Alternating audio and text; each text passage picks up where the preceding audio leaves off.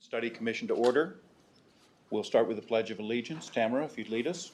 Steve Hart for the Pledge of Allegiance. I pledge allegiance to the flag of the United States of America and to the republic for which it stands, one nation under God, indivisible, with liberty and justice for all.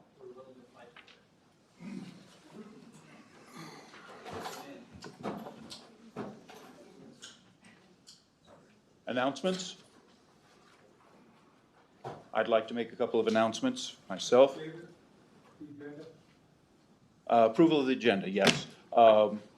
We are going to be making a couple of changes to the agenda. David, would you like to? Well, item number 5, the approval of the minutes. The date is actually should have been July 21st, but due to the computer crash, we're going to defer the approval of the minutes until next week because Nancy could not get it out in time. The other thing is, thanks to Tamara, we found out that there's an error in the template. Oh, thank you. There's an error in the template that we're using, that on the top of the minutes, where the date is, there was a day of the week put before the date, and that day was Monday. So all of our minutes show the right date, but show Monday before that. So next week when we approve the minutes, we'll have to note in the new minutes that correction was an administrative error. It doesn't change the substance of the minutes themselves, just to note it for public record. Actually, I've had a request that we make a motion here tonight to simply remove the day of the week from the minutes. Since the date itself is correct, that should be all right. Can I have a motion to that effect? I'll make a motion to remove that. And we have a second. Vote in favor of removing that? Thank Passed. you. Okay. Announcements. I'd just like to remind the commissioners here, please, as you go through, in order to get through and give everybody a chance, one question and one follow-up each round, please. And as far as the audience, I'd like to make an announcement there also. First, please, you're here to observe. You're not participating. Please do not interrupt the business of this commission with outbursts. Second, there's been a great deal of misinformation circulating concerning this study commission. The Idaho Constitution, as originally formulated, dictated only one form of county government, 3 commissioners and 6 co-equal administrators. Our Idaho Constitution was amended through our amendment number 113, approved by the voters, ratified on November 8, 1994, adding section 12 to article 18, providing for optional forms of county government in addition to the original 3-member board of county commissioners. In 1996, the Idaho State Legislature passed into law the Optional Forms of County Government Act, Title 31, Chapters 50 through 58, implementing this amendment.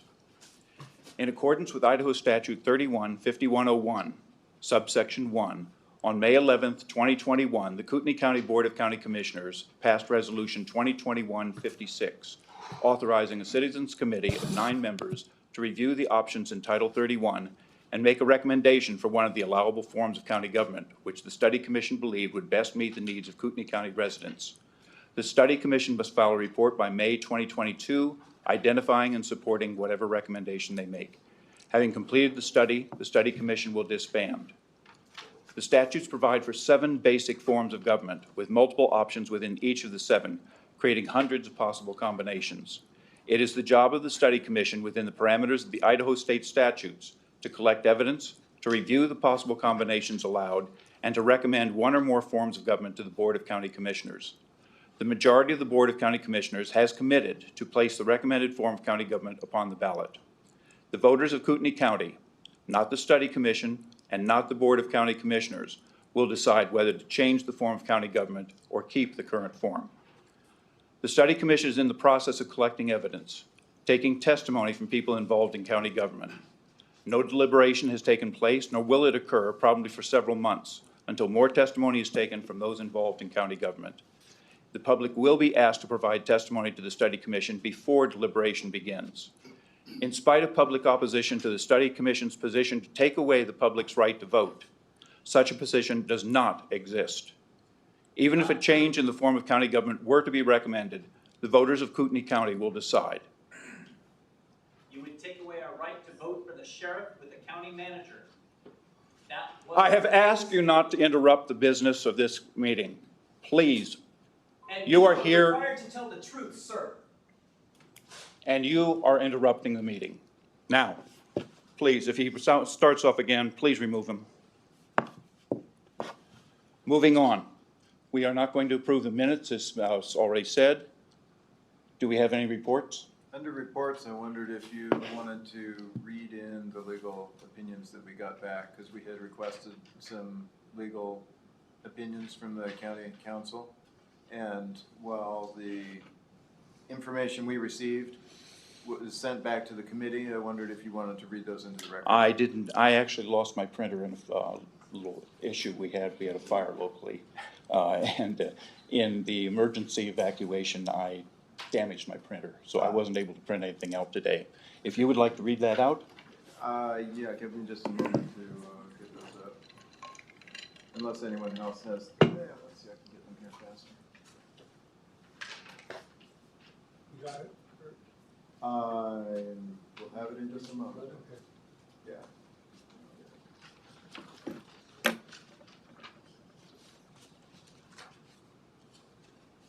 Okay. The information that the commission received back from county legal was in regard to two items. The first that we asked about was whether or not public education and outreach were within the remit for this committee. And the legal counsel that we received back says no. That our analysis and recommendations... You're not turned on. Your mic is off. Oh, I'm sorry. Okay, I'll roll back on that. We had asked the county legal counsel for opinions on two points. The first one was with regard to whether or not public education and outreach were within the remit of the committee. The opinion we received back is that that is not within our remit, and that our education efforts should be simply with the Board of County Commissioners through the report that we provide back to them, and that anything beyond that would be the job of the commissioners. If we write, we were also allowed to educate on the statute. right, if we are writing up an FAQ on the website, that we should contain that to the statutory function of the group and leave out any pros and cons analysis of the different forms. The second point that we had asked about was regard to the district voting question.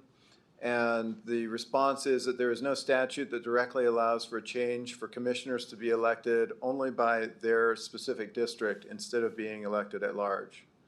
So this would indicate that changing to a district-based election would likely have to be done through legislative means.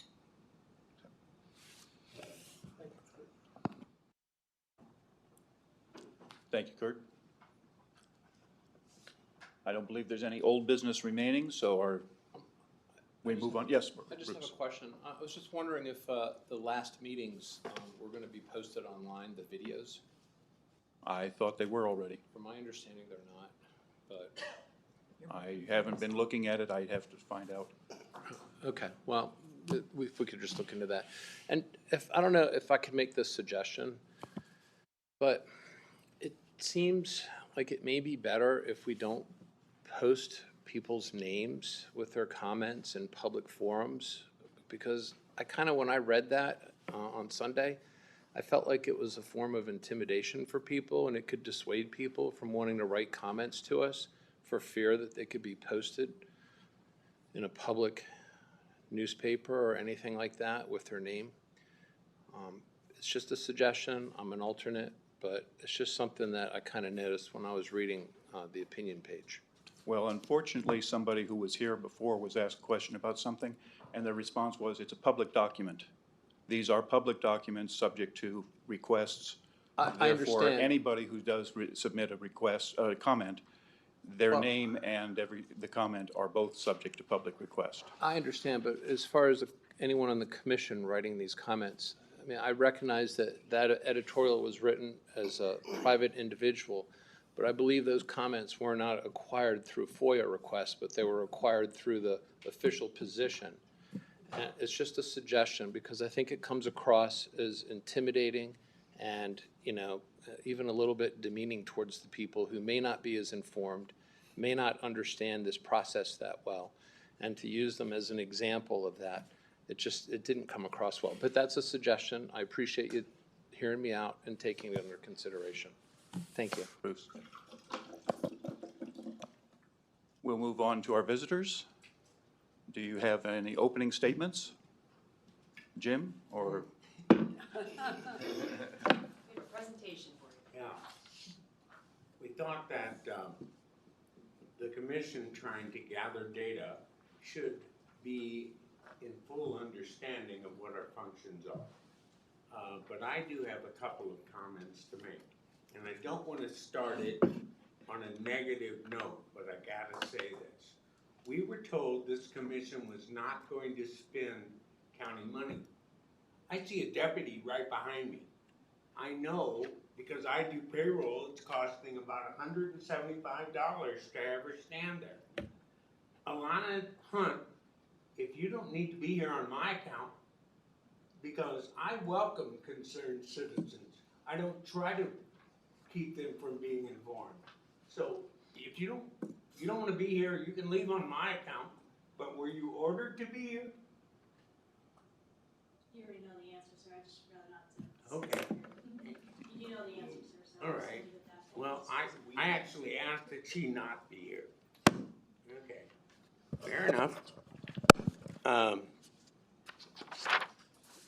First thing I'd like to do is give us a little bio of who we are. And we'll start with the most important people.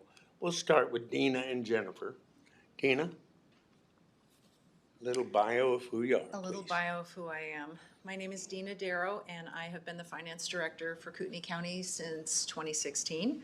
I left the corporate world then to join the county and hopefully provide some value with my experience. I spent about 11 years at Itron Incorporated as the internal reporting manager, doing global financial reporting, multi-currency, and administrating Oracle Finance systems. Before that, I did a stint in public accounting, and before that, I owned a business for 14 years. It's been very interesting. The county is a completely different setup than the corporate world, but there are similarities as well as differences. So I hope to answer your questions and maybe find a way to explain those in an understandable way. Jennifer? Well, I am Jennifer Locke. I am the Kootenai County Chief Deputy Clerk. I've been serving as the Chief Deputy Clerk for Kootenai County for over 4.5 years. Just to give you a little bio on myself, because my family is very important to me. In October, I'll be married for 18 years to my wonderful husband, Ken Locke. I have 4 beautiful children, 3 boys and 1 girl, ranging from the ages of 16 to 8 years old. I received a full paid honor scholarship to Miami-Dade College and finished my last 2 years at the University of Southern Maine, where I received a bachelor's in economics. My family and I moved here to Idaho 11 years ago. We were very thankful to be living in the best place in the country, let alone world, I believe. And I'm blessed to raise my children here. All my children attend Lakeland School District. After college, I worked at a large corporate customer-based company for 3 years after graduating. This job quickly prepared me to deal with a variety of people, making sure customers were satisfied with our service many times when customers were facing a very stressful event in their life. This truly built a work ethic in me, where I worked 55 hours a week, 6 days a week, many times. I moved on to manage some corporate accounts for a branch, and I spent the last year helping to work claims with insurance companies. In 2013, I had the honor and privilege to give birth to my first son, and I had the best job in the world, and that was mother. After my second son was born in 2005, I would go on to start an internet-based company where I sold a waterproof outdoor blanket that was customized for embroidery. I helped create this with my mother, this design based on my children being at the beach in wet grass. They didn't like that.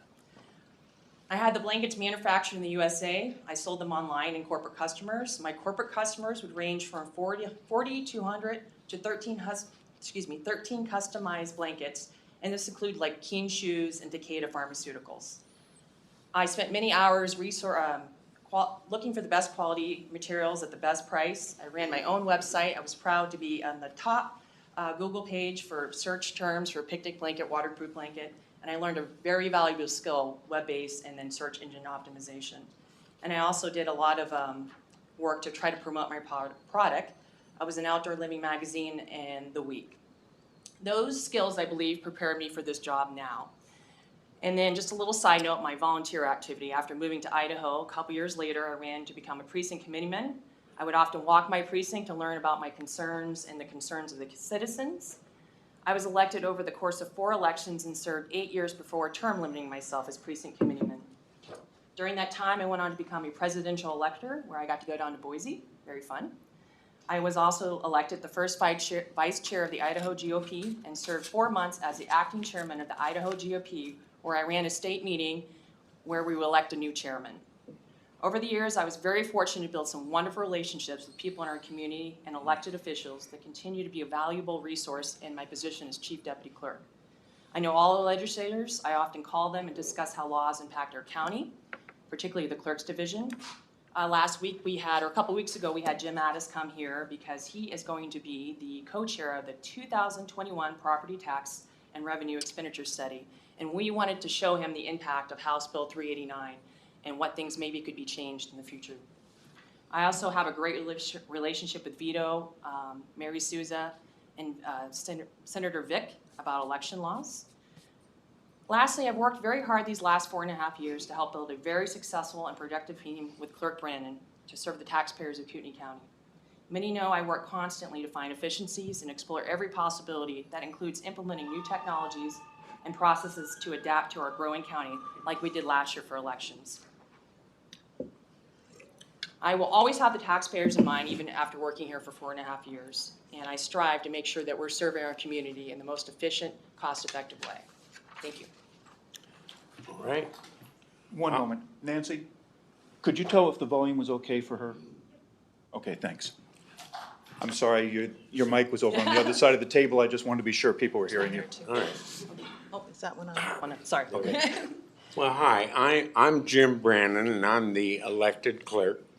And I was born and raised in East St. Louis, Illinois. I now live in Kootenai County. Anybody that wouldn't make that trade 1,000 times over, they don't have anything upstairs. My wife and I got married, and we moved to Idaho the next day.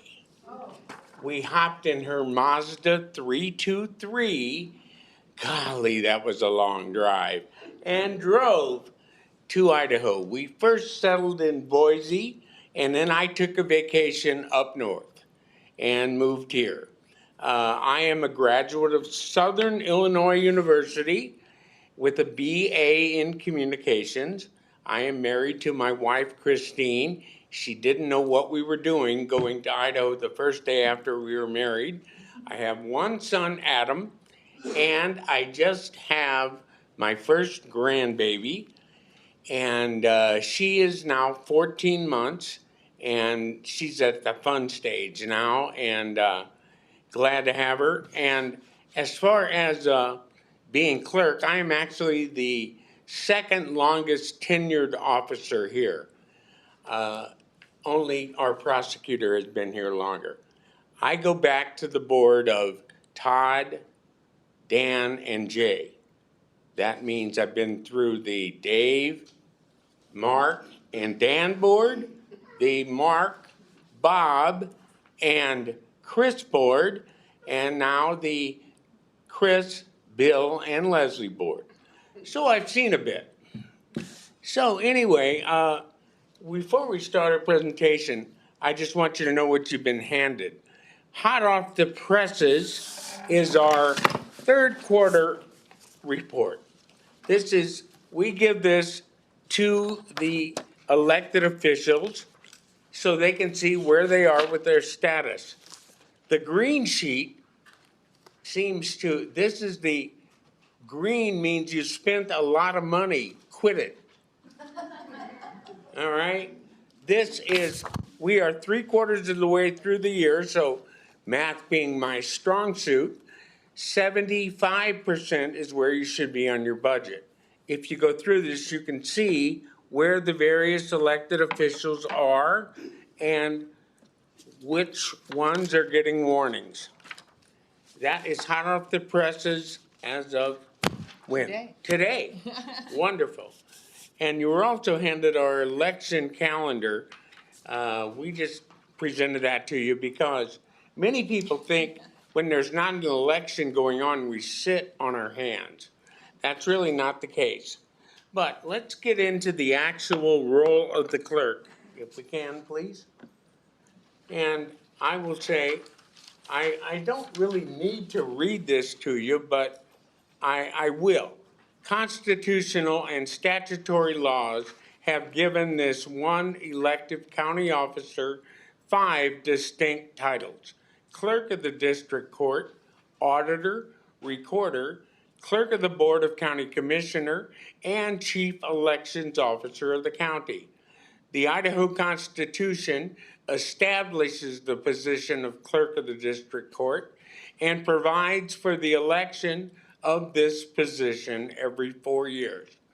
A separate section of the state constitution provides that the clerk of the district court shall be ex officio auditor and recorder. State law provides that the clerk of the district court be ex officio auditor, recorder, and clerk of the Board of County Commissioners.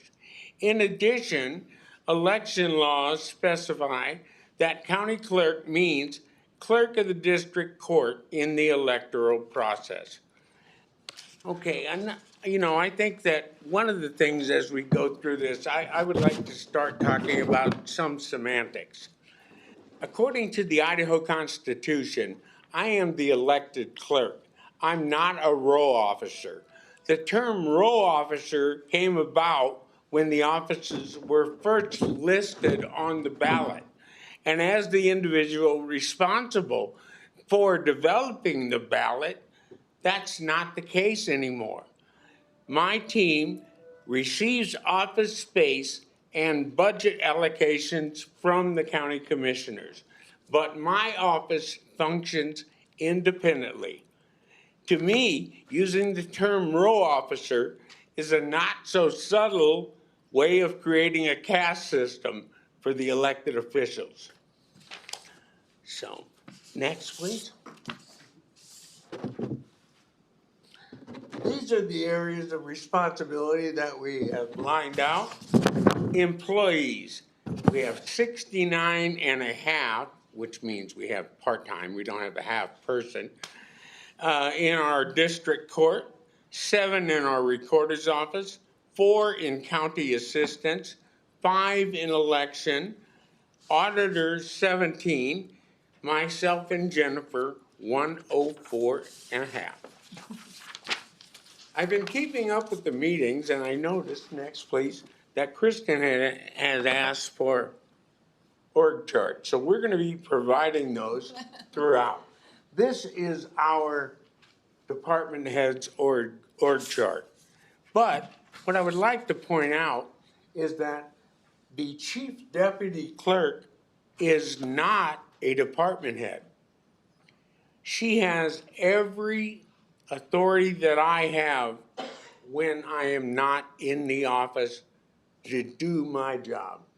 When I had my stroke and I was in intensive care, she took care of things for a couple of weeks until we got a computer at the hospital.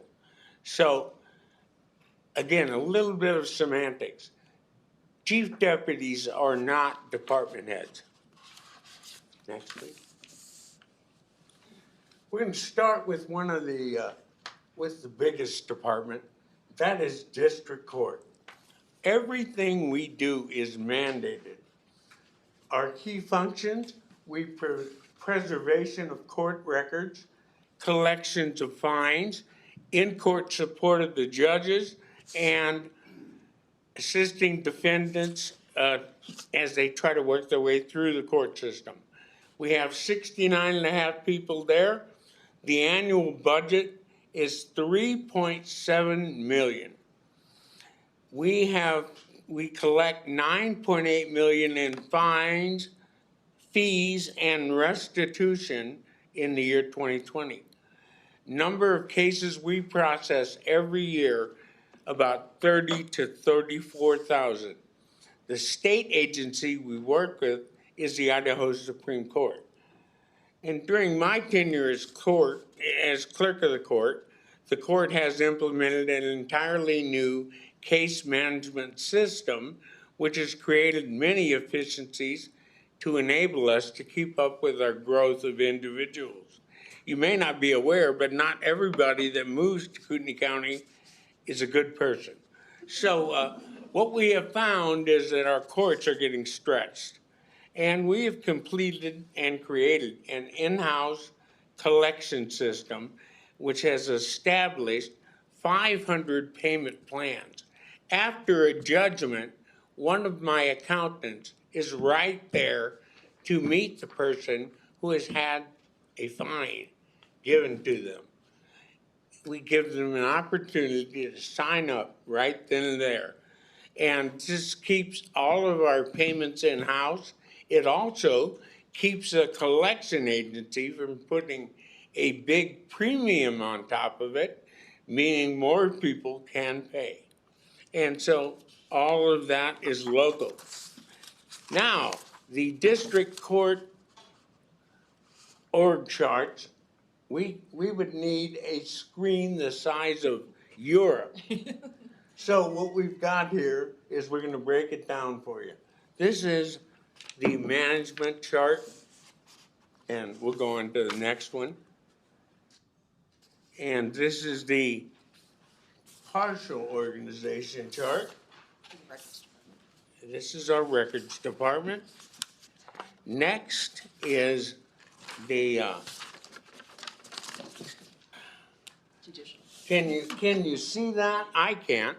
But anyway, we're not gonna go through what every department does, or we'll be here till Thursday. But what we are gonna do is we're gonna talk about a couple of those. Let's go to the column here, the float clerks, that's fine.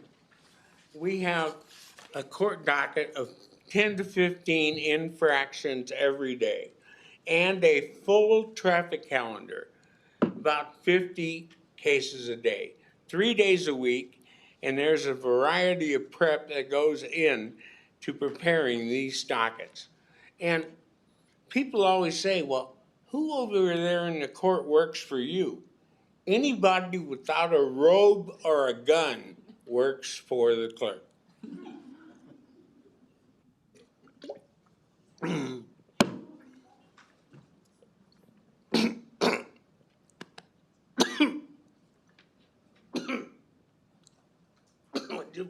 Yeah.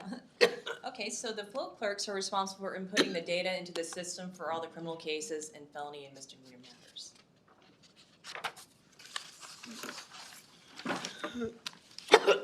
Go ahead. Okay, our compliance department. Guiding defendants through the community service process, nearly 200 defendants have completed their community service hours this year.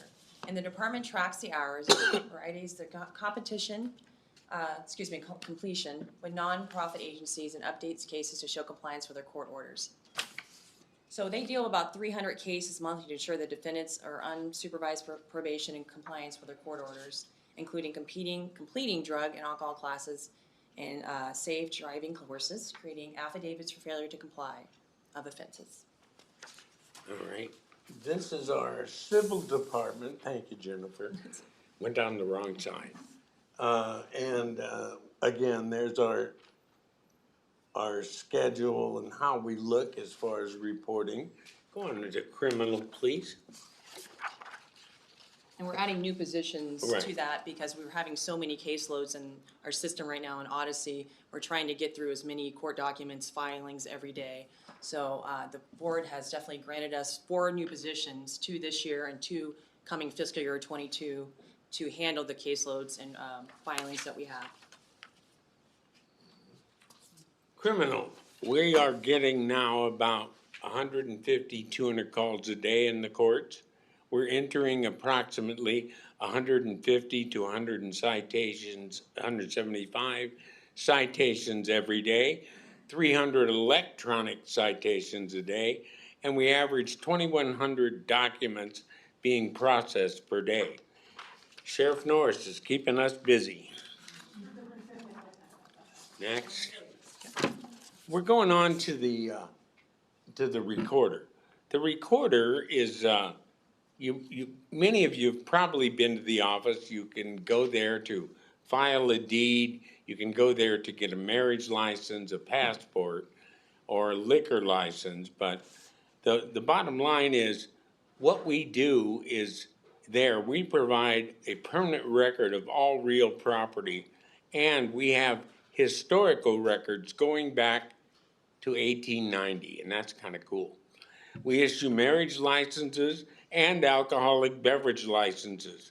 Alcoholic beverage licenses are winning big time as far as which one we do a lot more of. And as a matter of fact, Kootenai County has set a new record for beverage licenses. I guess we drink here. And we process passport applications according to the directive of the U.S. State Department, and we digitize all the records for easy public access. We have 7 full-time employees, and all of our operations are completely funded by user fees. No taxpayer support. And we have returned on an average in the last 5 years of just over $860,000 every year goes back to the general fund. Now, we have retired one position for next budget year. And with the retirement of this position, there are no job openings in the entire clerk's division. It really must be a horrible place to work. All right, this is our recorder's org chart. Again, I hope you appreciate these. You asked. Yes. They're complex, but. I appreciate them. That's my background. I really didn't need to see a list of each of the, usually just grouping would have been fine, but I appreciate your attention to detail. All right, well, thank you. That's what we do. That's what we do. Yep. And here's our recorder revenue over the last 3 years. And the majority of these components is, as I said, real estate, liquor licenses, and passport. And those numbers, I don't suspect are going to go down anytime soon. So going on to county assistance. Now this is one that almost nobody knows how this works. County assistance provides payment of medical bills for those residents who have no assets to pay the bills. Now, this is 2021, and doggone it, people should be able to get medical care if they need it. But by the same token, since the taxpayers are giving you a interest-free loan, you ought to be able to pay it back if you have assets. So we provide assistance to them when there are no other resources. And since I become clerk, $3.6 million has been returned to the county assistance fund through process improvements and more aggressive collection practices. Again, get your care you need, but if you can pay for it, I don't want to. I'm a taxpayer, you're a taxpayer, you're a taxpayer. Why am I paying for you? And we are now down to 4 full-time employees from 6. Here's our county assistance organizational chart with our county assistance manager and her small but mighty team. Now, I would like to talk about some of the policy changes.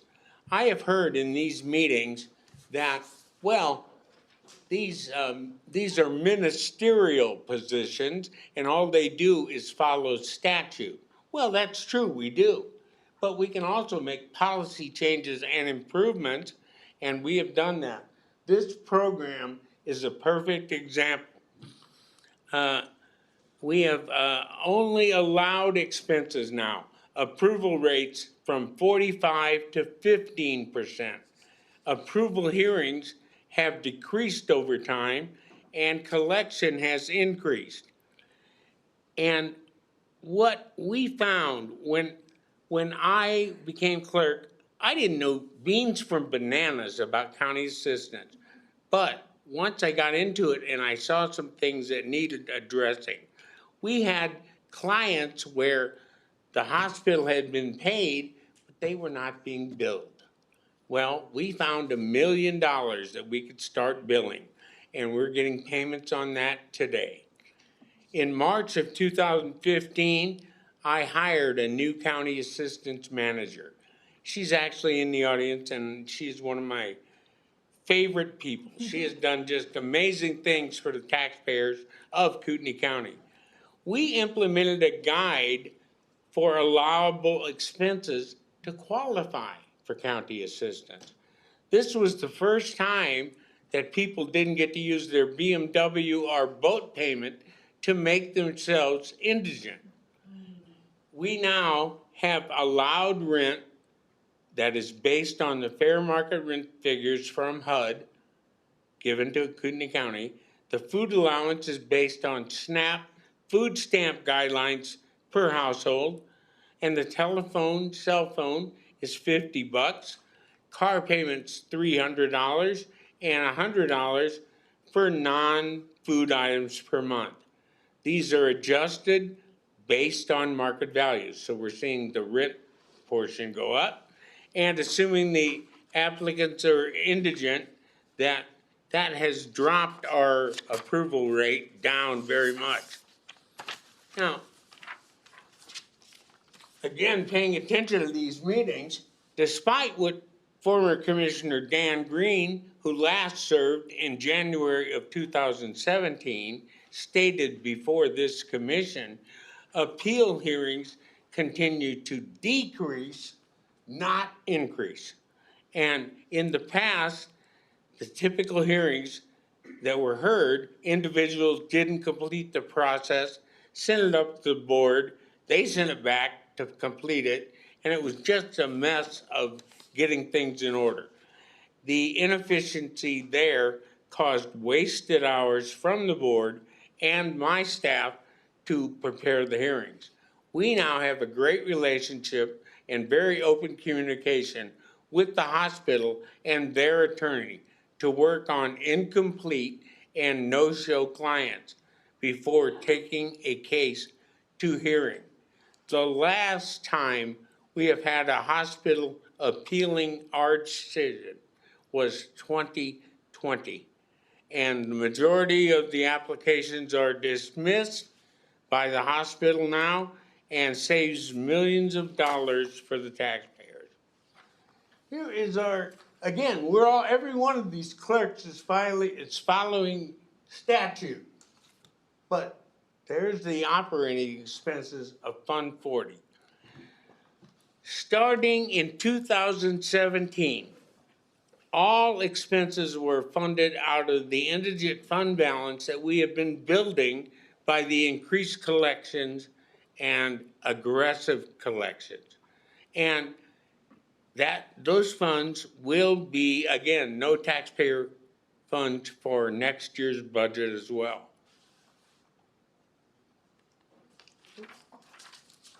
There's the 10-year tax versus revenue. Now, you can see that we're adding money to the operating fund every year. Now, people will say, well, yeah, that's easy. What about Medicaid expansion? Didn't that help you? No, because there's still a lot of people in the gap. It didn't change anything. We are processing the same amount as we were before. And the one thing I would like to talk, thank you, Dana. The one thing I would like to talk about is the collections process. We're not like Vinny with a lead pipe, but we are diligent in working with collecting. We make phone calls, letters, and we try everything we can not to send our clients to collections, because these are people that don't have a lot of assets to begin with. You send them to a collections department, and guess what? They have even more they cannot pay. But our manager reviews applications, and we lean on assets. If someone has a home or a motorcycle, we put a lien on it. And if they sell that house, we're first. And quite honestly, that's how you end up bringing in more money than you're spending. Because our attorney will then file the court documents and we receive reimbursement. And simply put, that's the way it should be. There's our accumulated budget surplus. I'll just let that one sink in. I like that one. All right, next, please. Now on to elections. Perhaps the highest profile department that we have. I hope I don't choke this. Again, everything the clerk's office does is mandated. So this is mandated. We conduct elections in conformance with the Idaho Secretary of State.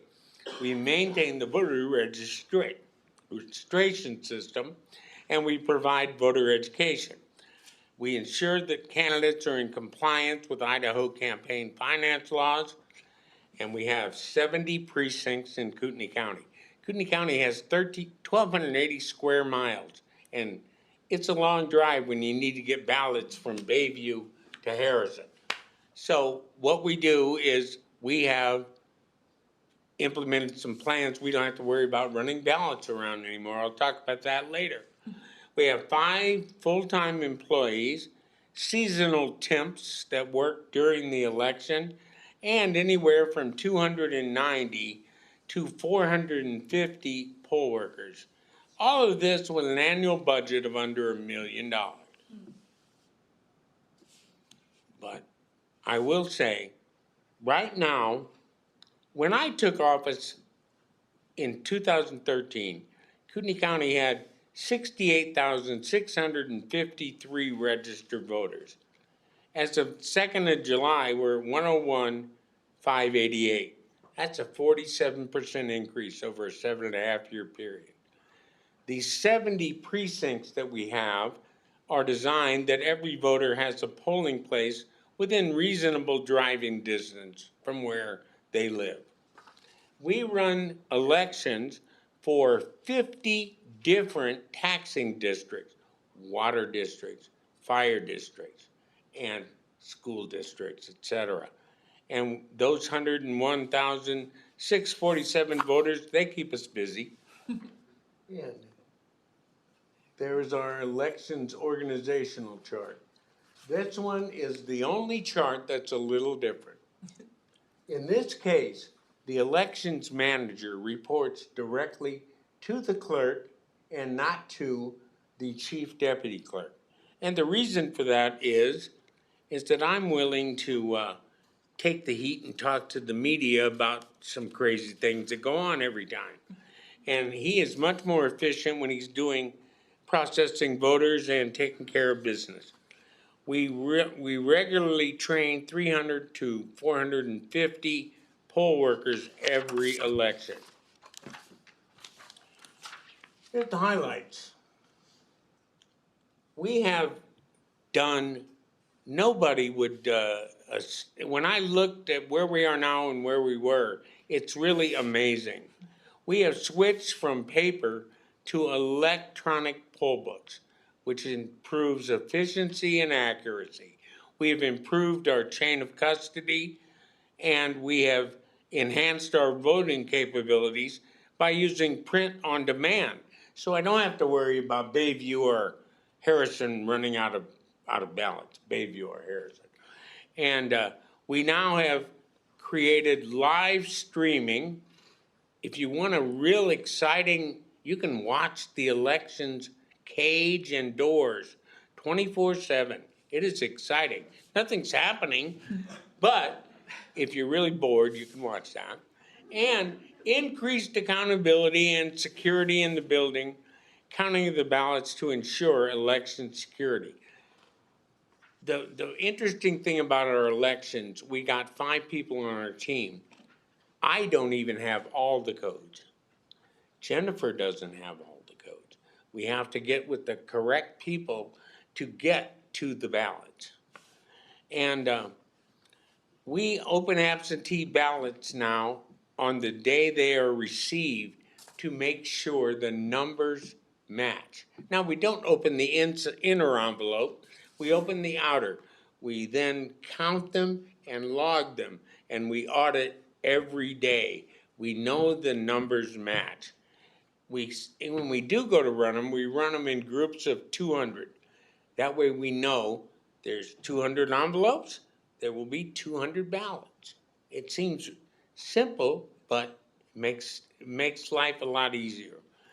And in November of 2020, we added watermarks to our ballots. So when somebody is talking about ballots in the trunk or something, if they don't have the watermark, they're not gonna be counted. We are constantly in our elections department adding new streets to the state voter rolls. There's a new subdivision almost every week. And I guess one thing I kind of alluded to, former Commissioner Green. I'm gonna say Dan English, former clerk, wouldn't even recognize the elections department. It looks nothing like he left it. And we often get unique and unusual correspondence from electors. The example of Sharpie Gate comes to mind. During the November 20 election cycle, we received numerous inquiries from citizens about the type of pens used to mark the ballots. Well, we have never used Sharpies. We've used Flair felt tip pens for many years without incident. However, the pens were a concern for people due to the Sharpies being used in other states. We handle this by, we actually appreciate the interest in election integrity.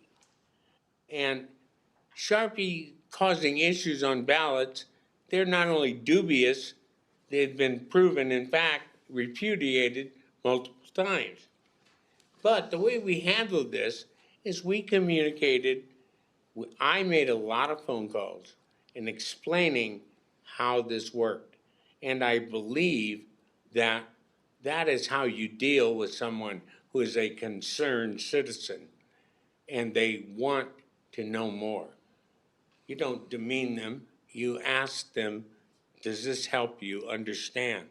A gentleman walked in the room, he contacted me, and we actually gave him a tour of the election office. And I think that's what you do. I serve 170,000 people, and voters, non-voters, that's their right not to vote. So I guess what I would have to say is, do you have that email I wanted to talk about? Well, we received an email about Spirit Lake.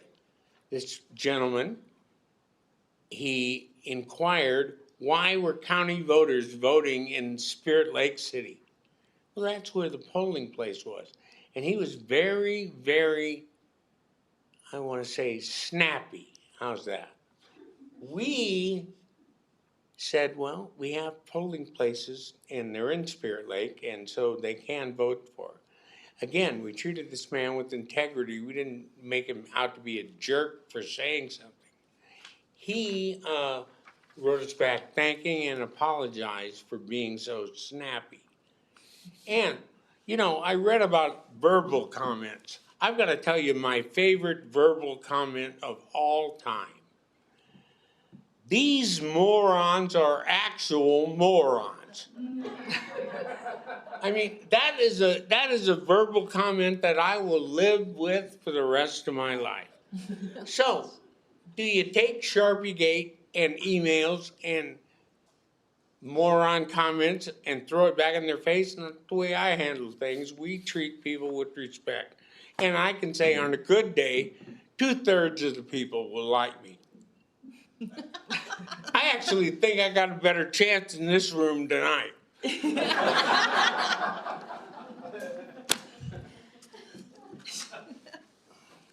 did I go too far? Is that the main one? Yeah. Yeah, that's fine. Okay. Yeah, Yeah. that's the main one. Yep. This is what we have done. The May 19 election to the May 21 election. Usually in odd number of years, we don't get much of a turnout. This year there was a lot more civic engagement, and we had a turnout of over 18% in both the May and March election. That's a huge number. Go on to the next, please. Can I also say that Yeah. this election, we had in May, 143 different ballot faces that we had to hand out on election day for each precinct. Precinct 61 had 6 different types of ballot faces. So we're always trying to create processes to make sure with the electronic poll books, they have a ticket with a ballot code. Tells you which And way then it we is. also created folders to coordinate with the ballot code and the color. So we always are assuring that we're handing out the right ballot. And this is really, as we go forward in Kootenai County, I think we're going to see a lot more contested races, meaning more ballot faces, more splits. So we want to make sure that we're doing our due diligence to hand out the right ballot every time. And that includes training all the poll workers that we do. Right. There's the primary in 18 and 20. And that, if you remember, the May 20 election was an all mail-out absentee election. We had staff from everywhere coming in to stuff ballots. But we did not it's not a vote by mail, it is a mail-out election. You have to request a ballot before you get one. And actually, 44,000 people did that. It was a big number. Yeah, and that was all hand stuff in our All office. manual. It was quite a process. I think some hands are still ruined from it. And there was about 213 ballot faces that we had to make sure we were correctly putting in the envelopes. So it was a process. Yeah, but in the general election, we managed to kick that number up to 47,661 were absentee ballots requested and sent. And, there is a lot of people who make discussion about, well, should we even, there are states that do not allow you to vote absentee unless you have an excuse, they call it. You gotta have an excuse absentee. We are a non-excuse absentee, and I think people are appreciating the fact that they can vote by absentee, but there are also a number of people that I know that would not vote anyway, but at the polls. We have to give the voters the option, but we can only do what the state will allow us to do. And the month prior to the close of registration for the November 2020, we had anywhere from 1,500 to 4,500 voters re-registering every week. Our election staff on election night counted 90,000 ballots using DS 850 tabulators from ES&S. We do not have dominion. We will never have dominion. As a clerk, I have testified about not getting dominion to the Secretary of State. And ES&S they're based in Omaha, Nebraska. We are the largest central county in the state of Idaho. in Ada, they count at the precinct level. Well, I would just as soon count with 5 people who work every day than 450 who work 4 times a year.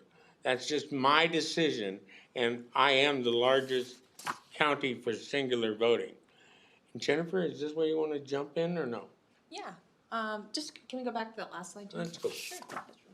So I just want to let you guys know, in 2020, we had, with the COVID situation, a lot of poll workers that were retired or just were afraid to come back and work, including our judges too. So we faced an unprecedented time of trying to recruit new poll workers with a new system, and we knew we had to adapt to survive and get through the 2020 general election. And we reached out to our community. We had a great relationship working with Greg at the Coeur d'Alene Press, trying to recruit poll workers and going out to the community. We had over, I think, 700 to 800 people apply as new poll workers, and we were very fortunate. We could not have done it without them, the people that stepped up and worked on election day. And boy, that was a process. Along with that, we had switched to the electronic poll books and the print on demand for early voting. And that was so much blessing in disguise, because the 2 weeks of early voting, one of our office people, they ended up getting COVID, and it almost shut down the operation. Now, we cannot shut down early voting. We had the chief deputy of Secretary of State fly up when this, what do? We have COVID, we've had it in the office, and we continued on, and because we had the print-on-demand technology, we were able to basically turn out basically the most voters we've ever had in early voting. And there's no way we could have done it if we had it the old way. So we were very fortunate, and we're very grateful for everyone in the community that stepped up, and there continue to be poll workers. It's been a fun experience. 2020 was a ride. And I would like to add to that, some of the very key people in our elections office were not present. Unfortunately, I still was. And so I reached out to the Idaho Secretary of State, and they sent an individual up to basically, he and I ran a large portion of that election. And thank you, Secretary Denny. Go ahead. Okay, next slide. So this is gonna be we're facing redistricting coming this year. And as you know, right now, the State District Commission is about to convene. I think they've picked all their members on both sides. They're estimated to start in mid-August, and they have 90 days basically to complete this report for the Secretary of State for redistricting. When we go to implement that, we're gonna have a delay in this. Typically, this committee starts meeting in June, so this could be August, September. They have 90 days to turn around, basically the redistricting of the legislative districts. And then we have to make those changes within our system, 10X, our state system. So we're looking at a few months delay in turning that around. And so I just wanted to give you a little aspect of what it looks like for redistricting, whether it's commissioner districts, legislative districts, and precincts. So here's a little bit of a timeline that we created. So it looks like I got the numbers from IAC, Idaho Association of Counties. The average size per district, legislative district, should be about 52,611 people. And it can vary from 49,981 to 55,241, 10% variance. So we are likely, with Kootenai County, we have 3 legislative districts right now, we're likely going to pick up another half a legislative district. What that looks like, where it comes from, is Benoit, Shoshone, Bonner County, we don't know yet. That's what they're meeting very shortly for. So then we have in statute, the county commissioners have to redraw the lines for potential precincts.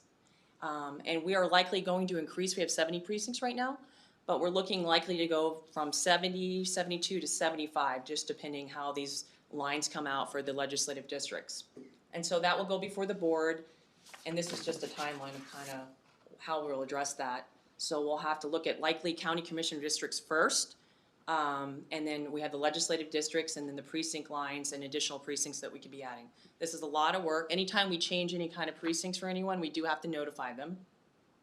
So I just want to give you a timeline, because I've heard a lot of talk about the 5 commissioners. So for the potential adoption of an alternate form of county government, say it's 5 commissioners, that goes on the ballot, and say it passes on 11/8/2022. We'll still have 3 commissioners being sworn. 2 of them will be sworn in on 1/9/2023. And then on that frame, that next year or so, the commissioner board, the 3 commissioners, will then have to restructure the commissioner districts from 3 to 5 and draw those lines out. Then from there, the 2 new commissioner districts will be put on the ballot, and they will then basically be elected in November 9th, 2024.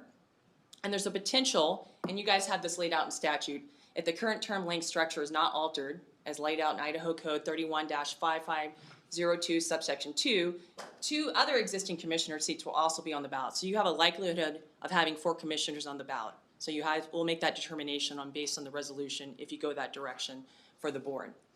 So then on beginning of January 13th, that's the second Monday of 2025, that's when that form of government will take place. So we're looking at least 2 years before we have 5 commissioners on the board. In the process, like I said, we're facing redistricting come 2022 early on with the precincts, commissioner districts, and legislative districts. This is going to be another step in 2023/2024 that the commissioners will have to go forward to draw and restructure those lines for the 5 commissions.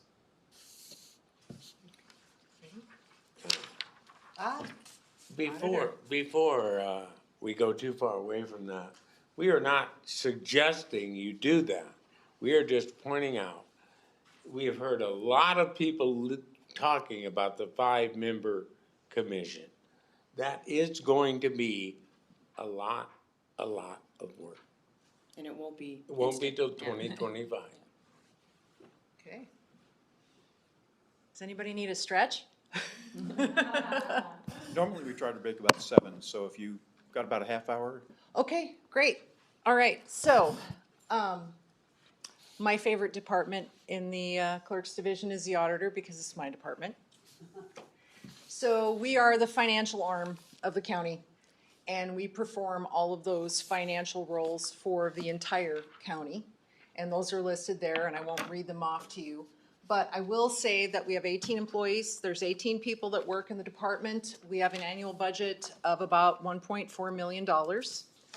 And we have several agencies that we report to and are mandated to do our duties to. Here's our org chart. Looks a little complicated, but suffice to say, everybody in the department works. We have working managers. I'm a working director. Everyone's cross-trained so that if somebody gets sick or if somebody wants to take a vacation, we have overlap. There is no somebody sitting in an office directing. Everybody pulls together and works together. A lot of the transactions and situations that we deal with, we need the big brain. We need to come together as a group and talk things out, work things out, and we collaborate a lot. So internal controls and transparency are discussed a lot in the accounting world. This is a list of our key internal controls. We have 3 CPAs in the office. We have a certified internal auditor and several people with master's degrees, bachelor's degrees. We follow the CPA's professional ethical standards, just right out of the gate. And we're fully documented. All of our internal control procedures are in narratives, which are audited annually in August before our external audit. And all of those are walked through by our external auditors to make sure that what we say we're doing as a control actually is happening as a control. We do regular cash audits. Our AP team goes out and regularly audits all of the petty cash accounts to make sure that everything is in line. And we have a biennial cycle of our fixed assets to make sure that all the patrol cars that we have are actually all still there. We publish quarterly, we publish annually. You're holding our quarterly report as of today. So here's just breaking it down into the key areas where we do our work. With some statistics, our expenditures start at the transactional level at the department. The department employee enters the transaction, say an invoice, their manager reviews that and approves it, then it comes up to the auditor's office. Our auditor's office reviews that transaction at the AP supervisor level, and then a manager or director reviews that and gives it another approval. Then it goes up to the BOCC. The BOCC can look at it. They have a list every week of the payables that they can review. They also have their business analyst review specific items. So there are 6 levels of review for every expenditure. We receive and record all the revenues that come through the county. That includes all the fines and fees from district court, which we take in. That includes all of the tax revenue for all the taxing districts. We keep a very small portion. The rest of that gets remitted out to all of those underlying agencies. So we have one person who does that. So that one person has an annual loaded cost of $61,789 annually. I think that's a lot of bang for the taxpayer buck. She has several managers that review her work, but we have an accounts receivable department of 1. Payroll. We do an annual payroll right now of almost $70 million. We have 860 employees. 3.5 people, and that half person part-time just started, are processing a payroll on a 13-year-old accounting system. Much of it is manual. A new accounting system costs a lot of money. So we have 3.5 people focused on making sure that payroll is right every week, every other week, that the PERSI contributions are right, that the benefits are right, that all the deductions are right, that the overtime is properly documented. We're still using manual timesheets. So kudos to my payroll team. In our accounting department, we maintain a capital assets portfolio of over $71 million. That's one person. We manage our financial ERP system. We have a specialist in our department who's also a trained internal auditor. We manage all of the access for every single user in the financial system. When I started in 2016, I came from a corporate background, as I talked about, and the internal audit department at the time was doing an audit of the system.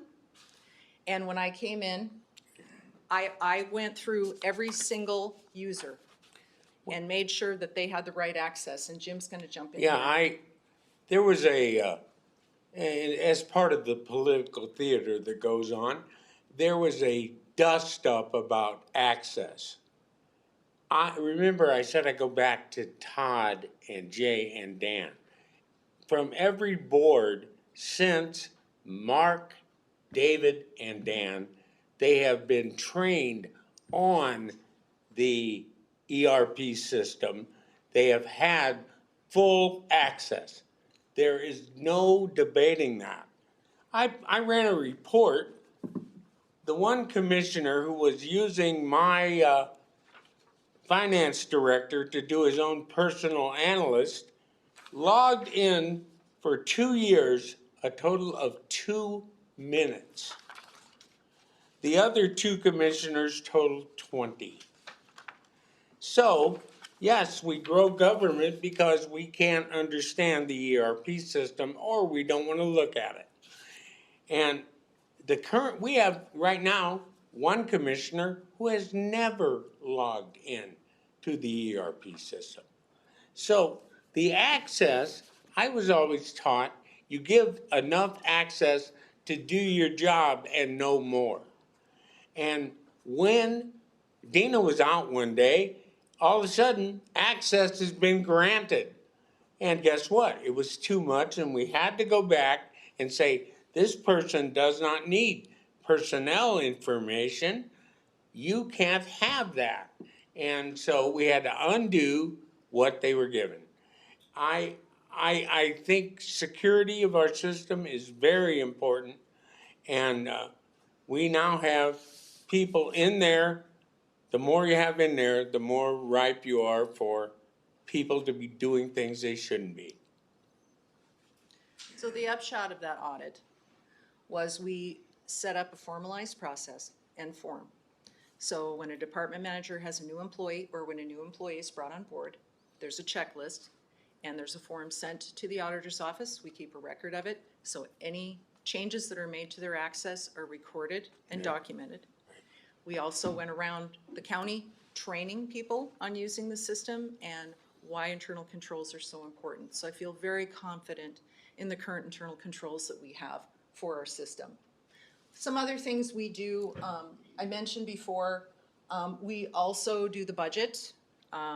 It's a very long process, and we work with all of the departments. It's a team sport, and we aggregate all of that information and we present it to the commissioners. And again, if you're bored, you can watch those budget meetings on YouTube if there isn't any good Netflix on.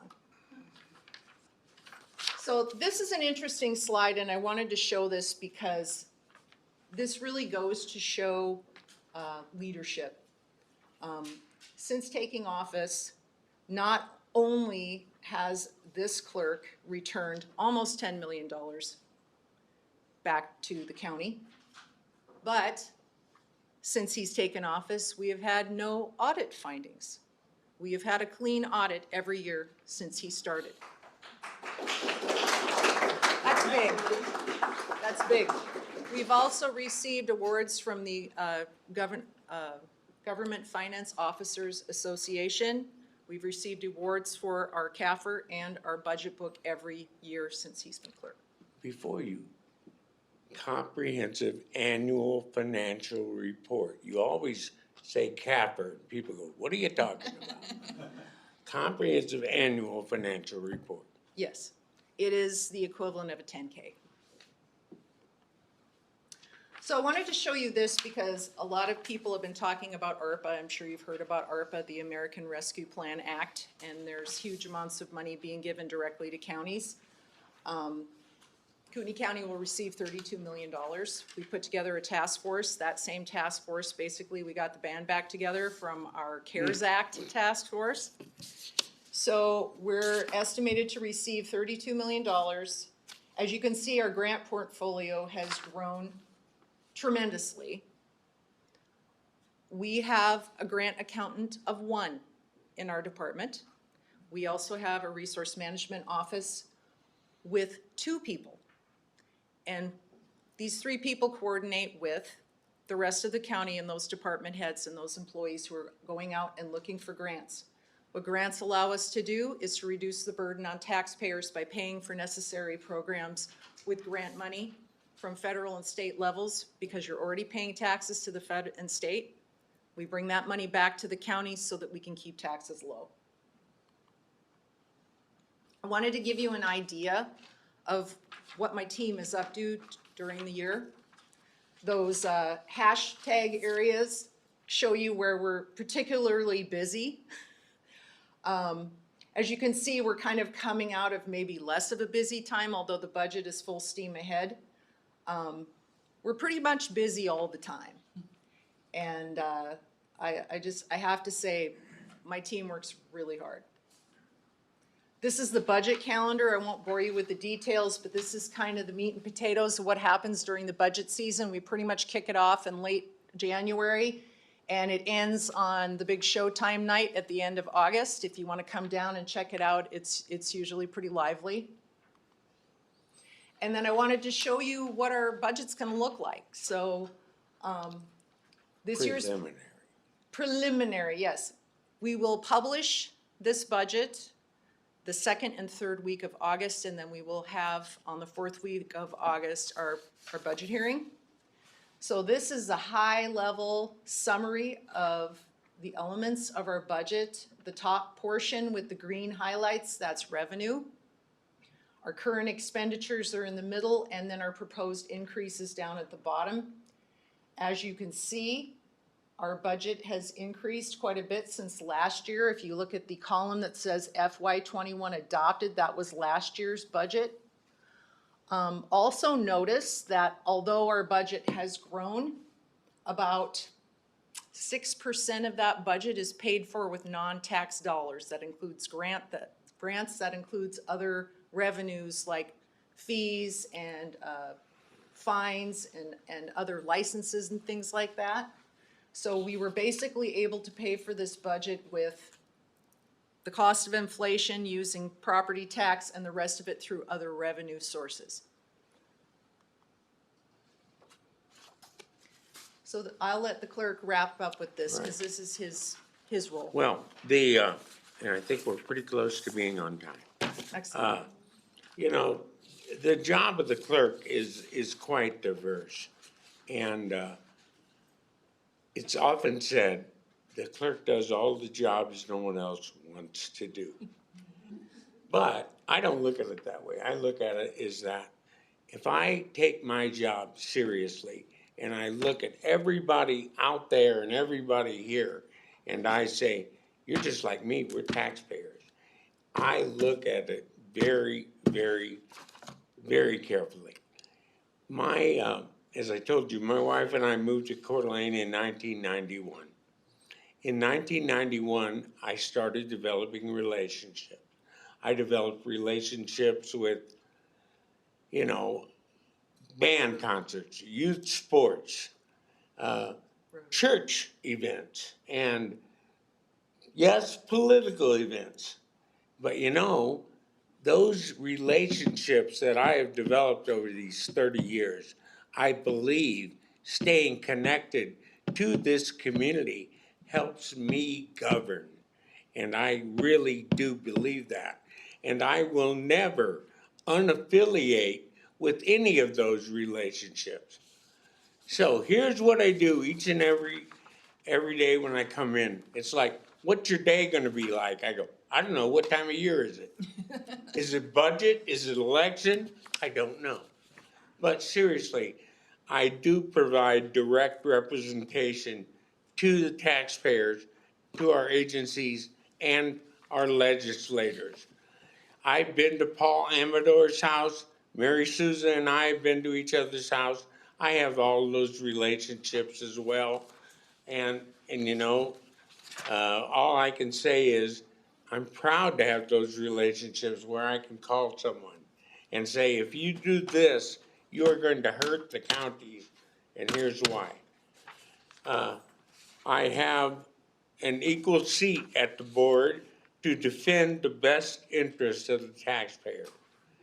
They are setting the budget. Yes, that's why we said preliminary. They could change it at the hearing, and they have. Those times I hope never happen again. But I provide balance to the board to make sure that the budget law is upheld. I defend a fair and accurate elections process. It is not my job to get out the vote. It is my job to provide a safe, secure, and absolutely integrity certain election. Every illegal vote takes away from a legal vote, and I take that very seriously. I work very well with the treasurer. It kind of goes back to, it's kind of a funny story, but when I first became clerk, there was not a good relationship between the clerk and the treasurer. And I couldn't figure that out. And it was because we had some very convoluted processes that they thought were our idea and we thought were their idea. So now, Treasurer Matheson, who spoke to you the other day, we have a great relationship, and I have to laugh because there was a My Turn column a few years ago where it was called Dust Up Shows a Hole in the Budget. In this My Turn, I was called the Chief Financial Officer and Treasurer rolled into one. Steve read that and said, can I go home? And I am not treasurer, but I did stay at the Holiday Inn Express. I have written 0 checks in this county. I issue warrants. The treasurer writes the checks only after the Board of County Commissioners makes the approvals, plain and simple. And it just becomes to me a certain, you've got to work together as a team. The best way you can do that is to remember you got two of these and one of these. And with that, here's something I just put for you up. I want you guys just questions that I would like you to consider.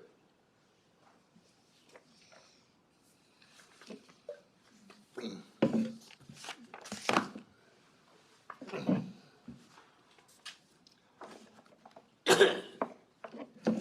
you.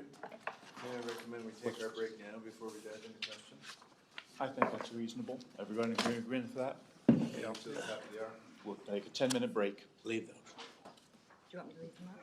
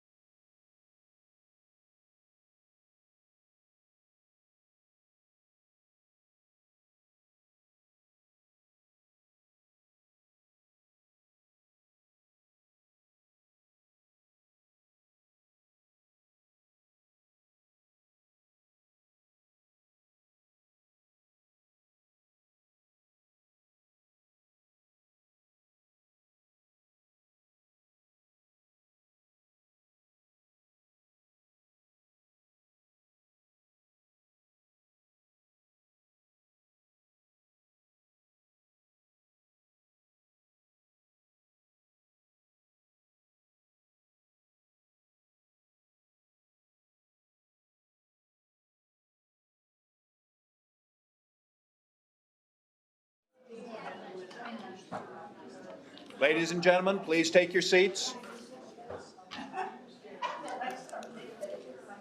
Please take your seats.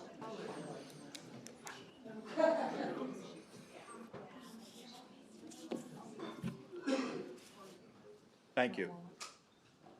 We'll go and move on to the questions. Before we do, I'd like to remind everybody, make sure your mics are turned on. We've been having people commenting without their mics on, and it's good to get all of that in. Kurt, you'd like to start? Thank you to all three of you for coming tonight. Jim, I'd like to start with a question for you. Your first point regarding the role of the elected clerk on your next to the last slide, if you want to roll back one, has to do with the representation with other government officials, agencies, and legislatures. Right. If the clerk's position was not elected, how would that affect that sort of relationship? Do you think that it would be viewed as I'm just talking to a hireling who's not worth my time? You're asking me for an opinion, It's and I'm hypothetical. gonna give you none.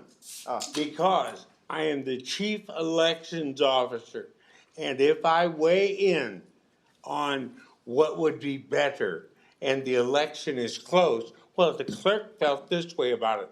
So I respectfully will not answer that question. Okay.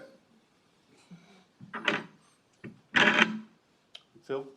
Yeah. Mr. Brandon, Ms. Locke, and Ms. Darrow, thank you very much. I really appreciate you being here. Presentation was fantastic. Really explained in detail what's going on, and I fully understand it. I have kind of one question. Most of these different alternative forms of government have one thing in common, and that is some type of intermediary administrator, someone between the council and the particular department heads. Whether they're elected or appointed is not my question or my concern right now. Do any of you see any benefit, and if not, why not, to being like an oversight administrator to provide direction, if you would, to the commission that looks at all the departments, be them elected or otherwise, and at the same time provides possibly better input from the public? And if you think it does, fine, but if you don't, could you kind of explain why? Are you saying a county administrator or a county manager? There's a difference. It doesn't matter, just somebody appointed, elected, whatever, some type of administrator to oversee it all. The simple answer from me is that is a continued growth of government, and that costs everybody more money.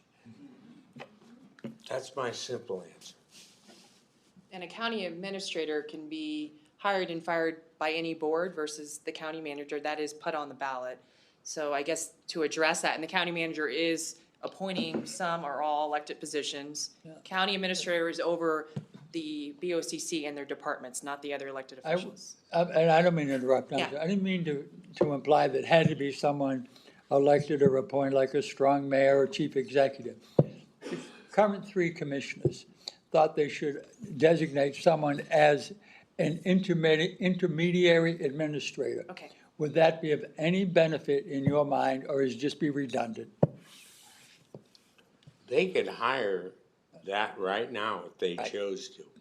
And in some ways, as talked in a previous meeting, Ada has that chief operating officer, so.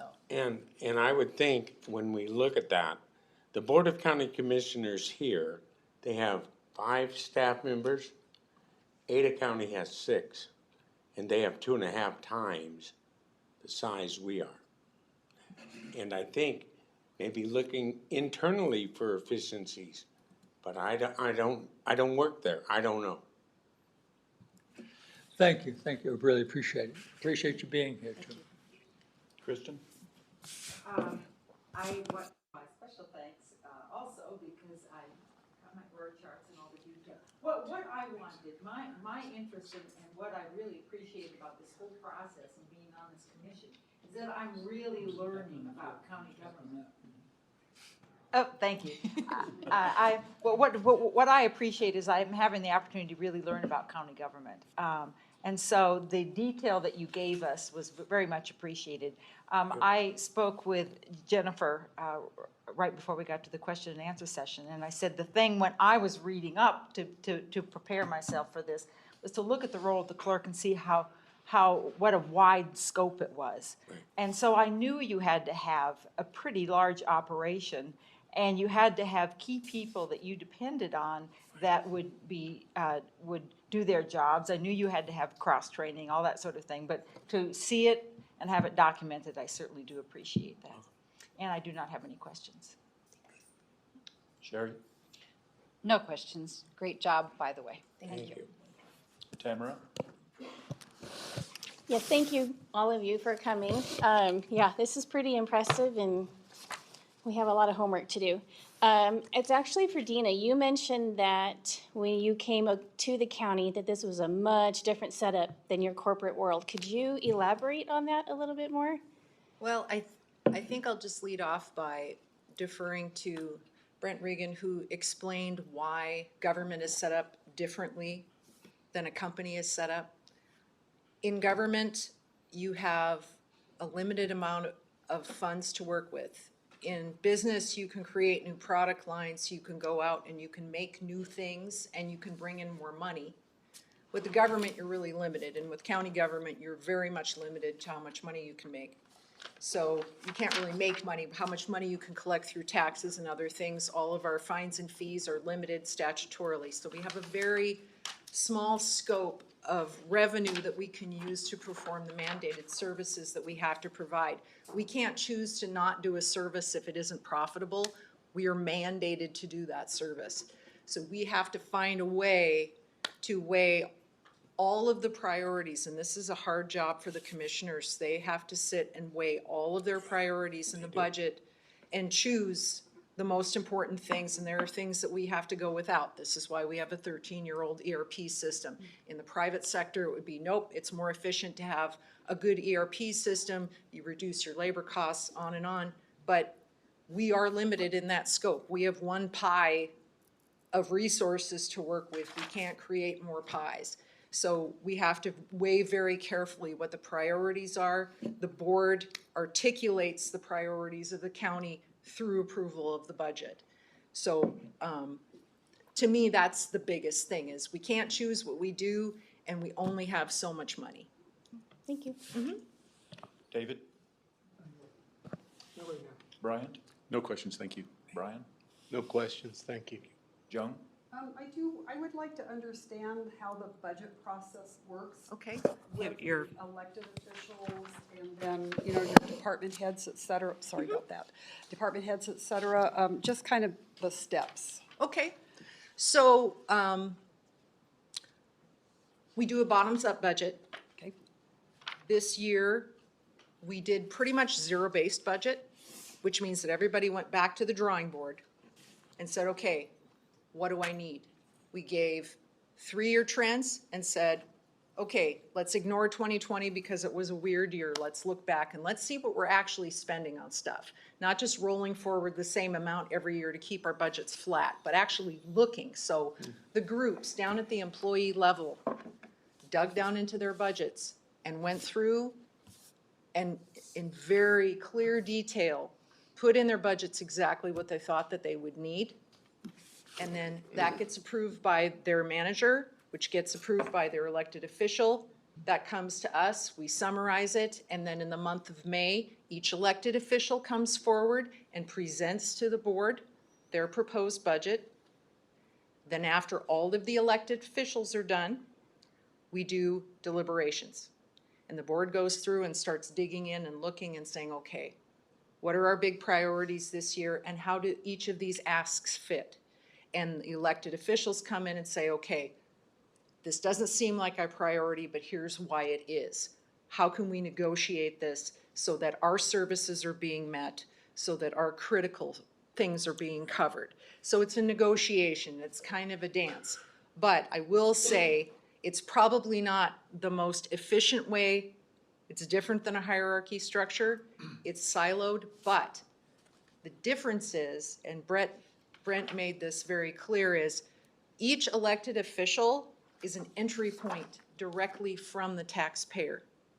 There's no layers. There is a direct correlation between that elected official, their budget, what they spend, and by statute, every elected official is personally liable if they overspend their budget. So everybody is very motivated to be very clear about what's needed and to be very clear about what they're spending and making sure that they're within line and they're spending appropriately. So I think from a controls perspective, and at least from where I'm sitting, from a financial perspective, it's a real good way to control spending because you have the pressure of the taxpayer when the elected goes back to be reelected again saying, why did you spend money this way? You know, it's a direct communication. Each elected is responsible to their constituency. So I think it drives proper spending. So once we come to the point where the budget is balanced, we present that to the board and then we publish and then we do a budget hearing. Now, like Jim said, at the last minute, the board can change their mind and maybe cut something from the budget, but they can't add anything new. Once we publish, all they can do is reduce. They can't add anything new. And then we adopt the budget and here we go. Does that Thanks. help? That was helpful, thanks. Okay. Bruce? First of all, thank you for coming out. I thought the presentation was fantastic. One of the things that just kind of stands out to me is that in the role of the clerk, you're an auditor. Yes. And I would assume that being an auditor, especially like in a publicly traded company, you want independence.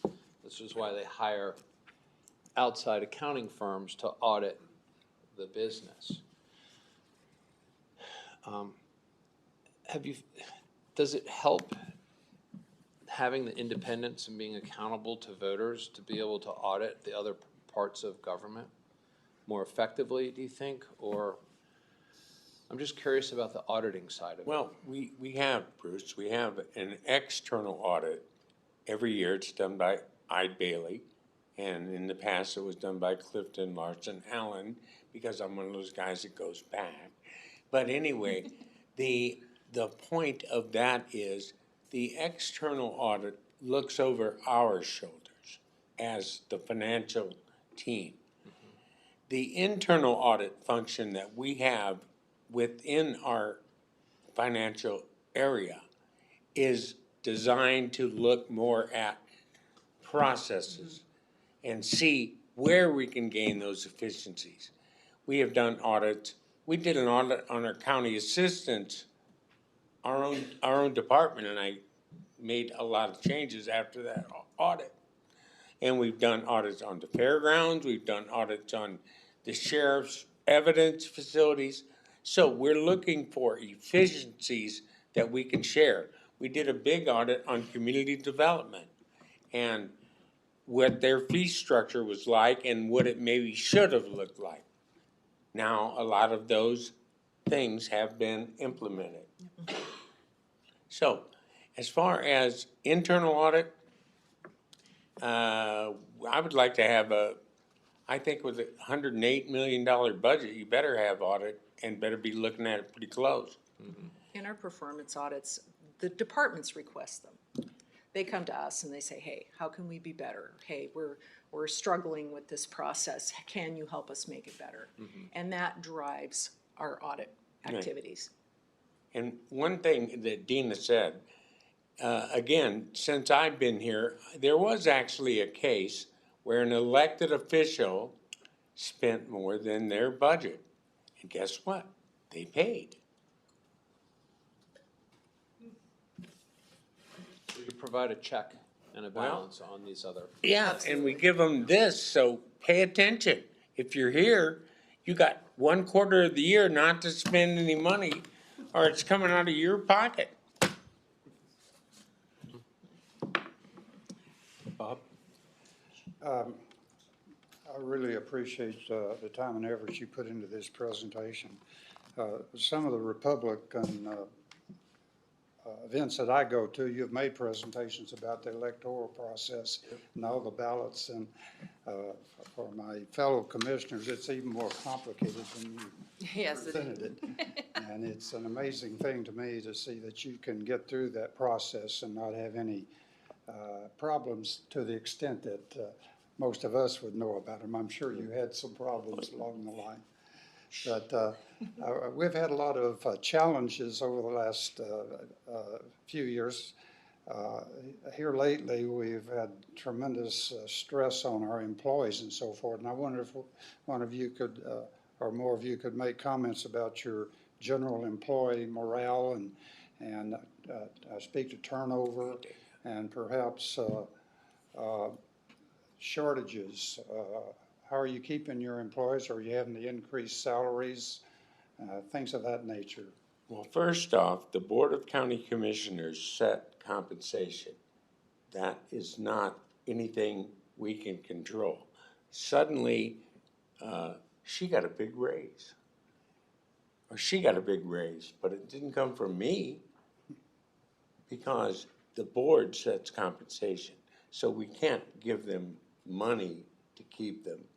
We got to give them care and appreciation. And quite honestly, I have never said that anyone works for me. They work with me. And that's how I really feel.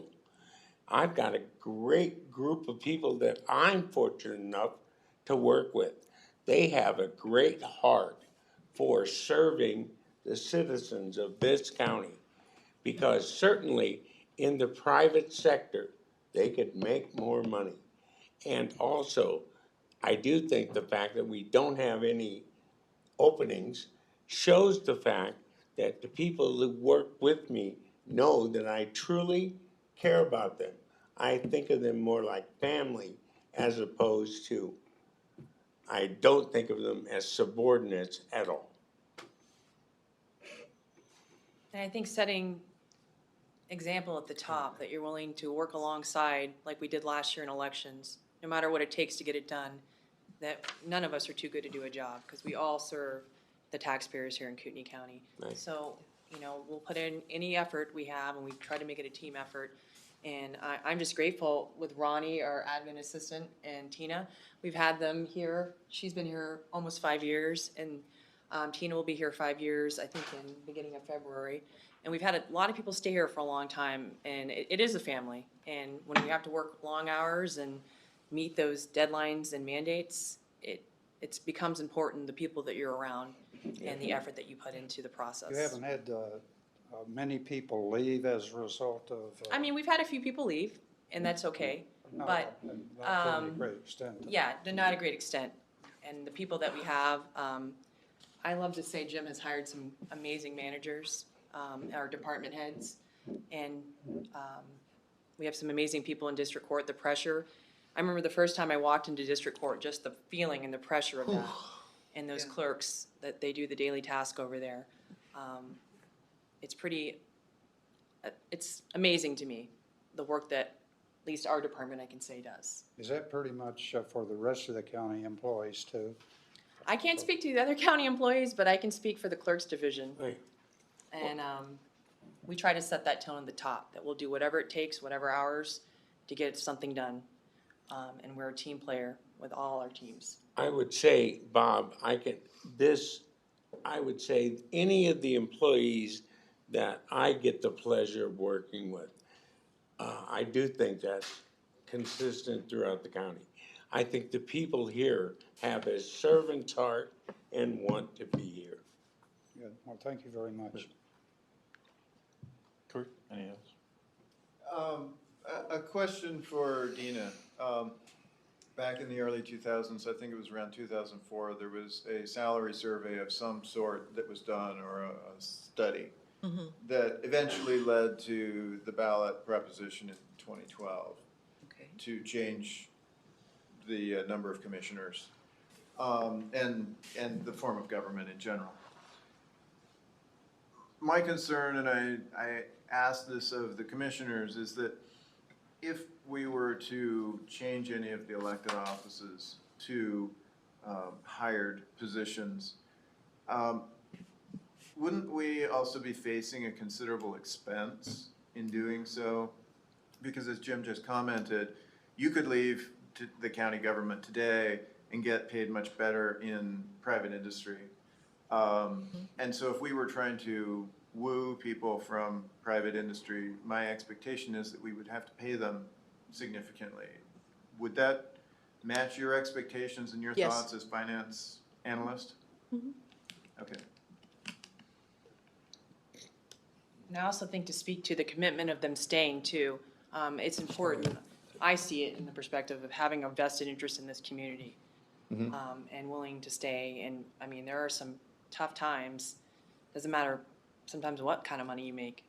It's a servant's heart and knowing that you're invested in this community. Right. I Okay. can speak for my team. We have a lot of people who could be out in the private sector making a lot of money, but they chose to serve. And like they said, I mean, we're a family, we pull together, and the auditor's office spends a lot of time during elections down at the elections office helping. I mean, we just, like everybody, it's all hands on deck. It's just a completely different culture.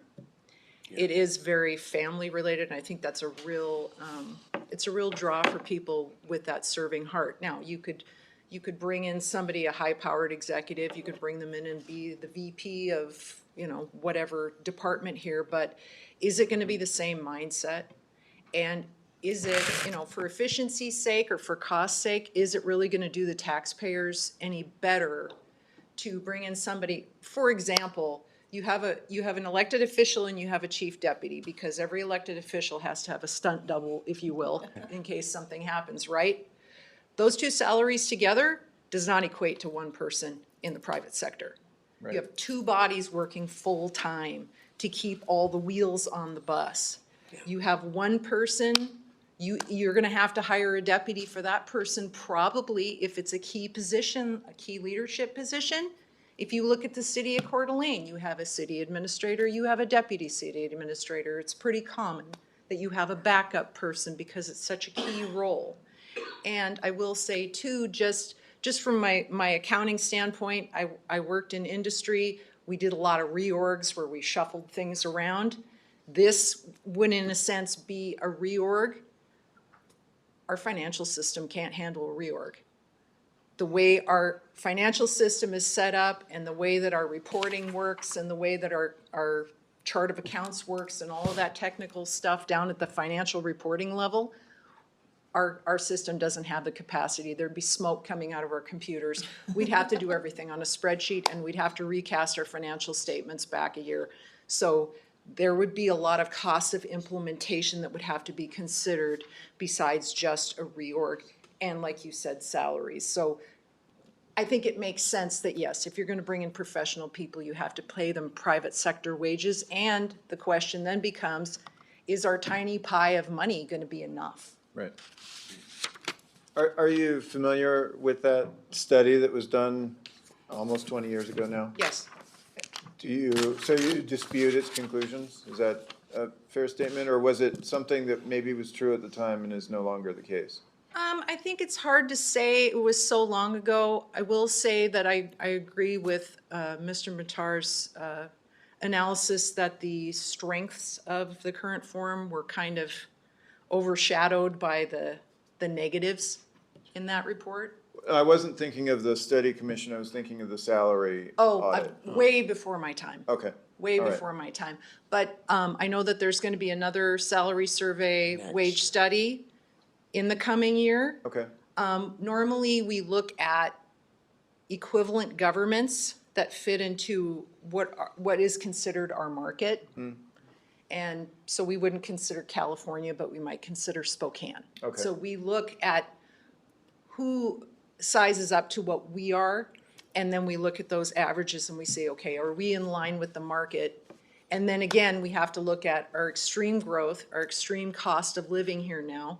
Do we have to bump that up even more? But our HR department will be working with the BOCC as well as my office to work through those numbers and try to come up with something. And then again, we'll have to bring it to the commissioners and they'll have to say, okay, out of this pie of money, how much can we solve this problem? So it's very complex, but definitely on the minds of leadership. Everybody, yeah. Do you have a sense of when that might be done? Because that could be helpful for this study group if we're still meeting at that time. Well, we do have a pool of money in the 2022 budget to address compression. So are you familiar with compression, wage No. compression? Okay, I'll explain it. So you have somebody who's been here a long time and they've received raises over a period of time. You bring in a new person at a higher wage, so now the person who's been here a long time is making less than the new person because you couldn't recruit the new person off the street for what this person is making. Right. So to deal with those inequities, we have a pool of money as we look at the study. The study will probably commence this fall. I'd have to ask our HR director, but I know that they're going to be conducting the survey throughout fiscal year 2022. Okay, thank you. Phil? I have no further questions. Thank you both. Kristen? Sherry? No questions, thank you. Tamara? I think it was Dina again, or actually, it was both of you. The personal liability for the elected officials if they exceed their budget. Is that a statute? Yes. Yes. Okay, so that's a statute for an elected official. If that person now becomes appointed, does that liability no longer exist? I'm assuming. I don't see how it could be if they're. It would go up to the board because the board is the nearest elected official. Right. Okay. David? I know you can't answer a question about the optional form of governments, the different options, because of obvious reasons. Right. But you did have a question which I thought was interesting about what can be achieved without changing the government. Right. Do you have any suggestions of places that we should be looking at what could be changed without any change of government, just get more efficiently? Well, I do think we can look at, everybody can look at efficiencies and what can we do better. And I think that what we have done, again, I cannot speak for our assessor or the Board of County Commissioners, only the people I work with directly. And the only thing that I could think of to look at is where we can grab efficiencies through maybe computer programs. Our enterprise resource program is woefully outdated. Oracle costs about what, 1.3? Yeah, and we can't go to the taxpayers and say we need Oracle. But our assessor right now, I know, is working with software system that is not being supported anymore. That, you're asking for trouble. You can only kick the can so far. We've got to invest in software and we've got to invest in our people. We don't make widgets. We just provide service. My follow-up would be, would there be value, I mean, your department has the expertise to look at things financially, but would there be a value for the county to have one person or a unit that would be trained in efficiency and operational efficiency? Because the systems you're talking about and the data security is a big problem with all counties and cities. So I just wonder who would be able to help, not your department, but another department becoming more efficient in how they operate. It's the role of internal audit. Okay, so I'll that jump. would be your, okay, Yeah. so you would, Yeah. you'd be able to help them? If you Oh, had- absolutely, it's an okay. ongoing thing. We have But- ideas. We have ideas for efficiencies. There's all kinds of ideas floating around for efficiencies. Central procurement. That's one that we're working on. We have a group that's talking about central procurement. Any place we can standardize. How can we optimize the systems that we have now? We're in conversations with our software provider how can you tweak our system to help us? How can you help us automate things? Our budget this year, our business analyst up in the BOCC worked with us on the budget to help develop just a simple database program that we could actually load into our system, so people weren't manually going through 6 clicks to put in their information. They could put it in an Access spreadsheet and we could load it in. So we're constantly looking for those efficiencies. But the big wins over a long period of time are gonna take some investments. And that's a leadership decision. Brian? No questions, thank you. Brian? Ms. Darrow? Yes. Hi. Hi. Earlier, you made a remark that caught my ear about the current systems that are in place. Really, they don't have the horsepower, I'm paraphrasing. No. The horsepower, so to speak, to kind of accommodate a change along the lines of one of the forms of optional government that's Yes. allowed. So could you elaborate just a little bit by way of example beyond the ones you provided perhaps that was kind of general, but maybe just elaborate on that, like why or how can't it accommodate a change like that? Let's say it was a commission manager form of government. What is it about that basically causes the wheel to come off the axle in the systems? Well, I'll try to give a simple example. So right now, the way we report is we have funds. And under those funds, we have elected groups, but there are elected groups in several different funds. So the way that we bring it all together and the way we report legally is under elected officials. So all of this infrastructure in the system has funds, has departments, has elected officials, and they're all mixed together, but the system tells it to all roll up under these elected official silos. If you tear that down, we would have to completely rebuild the system because it's like a web, it's like a nest. You would have to completely deconstruct it and rebuild it, and our system can't do that. It would take a software engineer, and we have an off-the-shelf system that's 13 years old, and so we would have to start with a new system, we would have to rebuild a new chart of accounts, and we would have to build new reporting hierarchies. And that would take a lot of time. It would probably be a 2-year implementation. In my experience, I implemented Oracle and Hyperion systems for a $3 billion company. It takes some time. So, it's not a simple redrawing a line on an organizational chart. No, in theory, it looks really simple, but no. And have you ever considered the potential cost of doing that kind of a change? Yes. What it would cost taxpayers, and what, Yes. in your opinion, might that be? Well, it would cost, we have been in talks with several software companies just to get an idea, just to get our arms around it, because we know we need to do it eventually.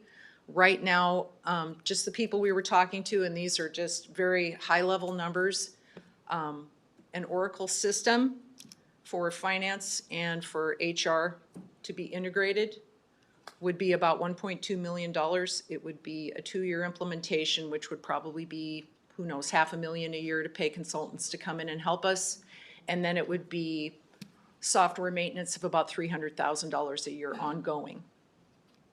And how does that compare with the kind of cost of the system now as it is, and you're maintaining that? We have, I think our ongoing costs are much less than $300,000 a year. We still pay quite a bit, but we have multiple systems in the county, multiple smaller systems that each department uses. We may be able to integrate some of that because Oracle does have, and I'm probably getting too technical, they have what's called API plugins, so you can take disparate systems and plug them in. So we would want to explore that and see how much of that we could bring together or get rid of systems. There are several systems that departments use that are completely off of having any kind of maintenance or upgrades done. I mean, we're basically using stuff that's outdated, but it would take a comprehensive thing. I couldn't give you a number, but I'm guessing that it would probably be 2 years minimum to implement, and then probably another couple years to get everything else integrated, and then the maintenance. Right now, we're spending quite a bit on software systems all over the county, but it would definitely be more. I presume you'd have to retrain your staff and. Absolutely. and That's a whole well, process. there's- We've done is that. part of the? That's part of your implementation. Yeah, we Yep. did that in district court, and And when we in elections implemented too. right, Yep. last the year. whole new system. We did it in elections when we implemented the whole new system.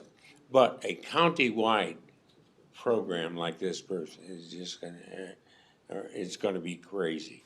And it's crazy cost. Yeah. But it's ultimately going to need to be done. And it's a question of where is it on the priority list? And quite honestly, we have talked about it. The Board of County Commissioners, they have to set the budget. And they have competing priorities from A to Z, from 1 to 100. They have to make that call. And I just think the best way to do it is to say, let's take that bite. But I personally, as a taxpayer, don't want to pay that much more money. But over time, 20 years from now, if you Yeah. build something for 20 years from now, you're gonna shrink your personnel pool, which is gonna save you money. The Right. county's biggest cost is people. Yeah, So if you implement systems, we have a lot of people who are retiring. If you were able to replace retirement with knowledge-based workers, we can pay them more and we'll have fewer people. But that takes time, that takes planning, and it takes commitment, and it would probably be a time horizon greater than one BOCC term. Joan? So my question has to do with if this study commission were to do nothing more than suggest or recommend that we have 5 county commissioners versus 3, do you see a fiscal cost to doing that? Of course, it's 2 Can you extra people. explain that? 2 extra people, 2 extra offices. If the 5 members are part-time versus 3 full-time? Well, then, my understanding, they would need a county administrator. And I've talked to people at Idaho Association of Counties, and that administrator likely unloaded would be about $125,000 for our county, on top of the staff that we have up there already. Then you take 5 commissioners, they still will have a benefit package. That benefit package for each employee here is over $13,000 plus Percy. The other thing is operations. How does that affect other electeds and departments, having 5 commissioners that are part-time? Right now, we meet separately if we want to meet with them and discuss possible potential HR changes we're making or things that we're requesting. So right now, we can meet with 2, we can meet with 3 individually. What does that look like for us time-wise now when we have to meet with 4 or 5 that are working part-time? And they still have to make the same informed decisions and do the research to vote. And my concern on an operational level is, are we filtering it now through the county administrator? Personally, I want to be able to talk to a commissioner and explain why this is beneficial to our department, why it's beneficial to the taxpayers directly. And that will require more time for us as department heads, if we're still elected or in the divisions, to do that. And then the space, we have to come up with 2 more office spaces too. I think too, we're not a city. The board, we clerk the meetings of the board. Some of these cities currently right now meet, twice a month? And they have a city administrator. They have to meet a lot more. And to me, it's research. You have to take the time to research, and I don't know how you make that part-time, to be honest. Just seeing it in here for 4.5 years and then observing it as a citizen when they were doing the ULUC, back in 2012. I followed that ballot question in 2012. And so I look at it as an operation. Does it improve the operation? I don't know if it does. And is it gonna cost more money? Yes. It seems like it adds an extra layer. I don't know that that helps us. Okay, thank you. Bruce? No questions. Bob? Kurt? Perhaps for any of the 3 of you, talking about the work effort to upgrade a large system such as your ERP system, and the idea that that would span presumably more than one BOCC term. Right. One of the points that was made by previous testimony in an earlier meeting was that the turnover that we see in the commissioners leads to important initiatives being dropped, essentially. And the proposal was that, well, if we have an admin who is a long timer, or at least longer than the commissioners, that maybe that would help with these long-term projects and a continuity of funding. Do you see that as necessary to have these long-term projects? Well, I think that when you look at the county, you have 860 employees and you have 9 elected officials. So whether those elected officials change or not, you have a plurality of the county working day to day for continuity. It's decision-making. I mean, that's, to me, just from where I'm sitting, I mean, I'm a CPA, I'm a professional level person, I'm giving advice to the commissioners, or at least showing them the facts to help support their decision-making. I mean, they have to make the hard decisions. I don't think it matters who's in the chair, the elected official is their accountability to the taxpayers and to make decisions. So I don't know if adding another person, a trusted advisor at another layer, helps them make that decision. Okay. It's still hard. I'd like to add, I think in the past, we did have a county administrator, it was about a year. So with the county administrator, a board could come in, citizens can say, we're gonna change the direction of the board, put in 2 new commissioners, and they could fire that county administrator, right? County manager, if that goes on the ballot as an alternate form of government, that's different at that point. If this goes on the ballot and it passes, then nothing can be proposed for at least 4 years. You cannot change this form if it passes on the ballot. So there is a big difference. It'd be nice to have that position, but part of me thinks of that position, and I've talked to Rod Beck, the commissioner in Ada County. He came in and that person was a good resource to them because they're over the 18 or 17 departments of the Board of County Commissioners. They interface. And actually this individual, I believe, worked in civil. He has an attorney background. And I can see that meeting with the board, giving them updates for the departments because they do go to meetings, they have to interact with the department heads, and they can't necessarily do that. They have to do it individually. They're assigned different departments and different meetings they go to. So I do see that beneficial to the commissioners, but it takes the right person to do the job, I think, and any board that comes along the next time can say, we don't want that person. Right. So it's a balance. Okay, thank you. No questions. Kristen? Actually, I do have a question. You were talking about the expense of everything, Dina, and I totally understand. I've gone, in my working career, I've gone through financial reorgs several times, and they are expensive, and they do take a long time, and things get very rocky during that. What you have to hope, I guess, is that you're gonna get to a better place in the long run. But I have a question. Mr. Brennan, you said that you turned back $9.5 million of unspent budgeted dollars. Now I'm wondering, where does that go? Does that go back to the state? Or are you able to capture it and use those unspent dollars for projects? It depends.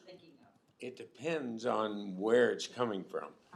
If it's from the indigent program, it goes to the indigent fund. A lot of what we are able to do goes back to the general fund. And our general fund in the county is, if you will, our savings account.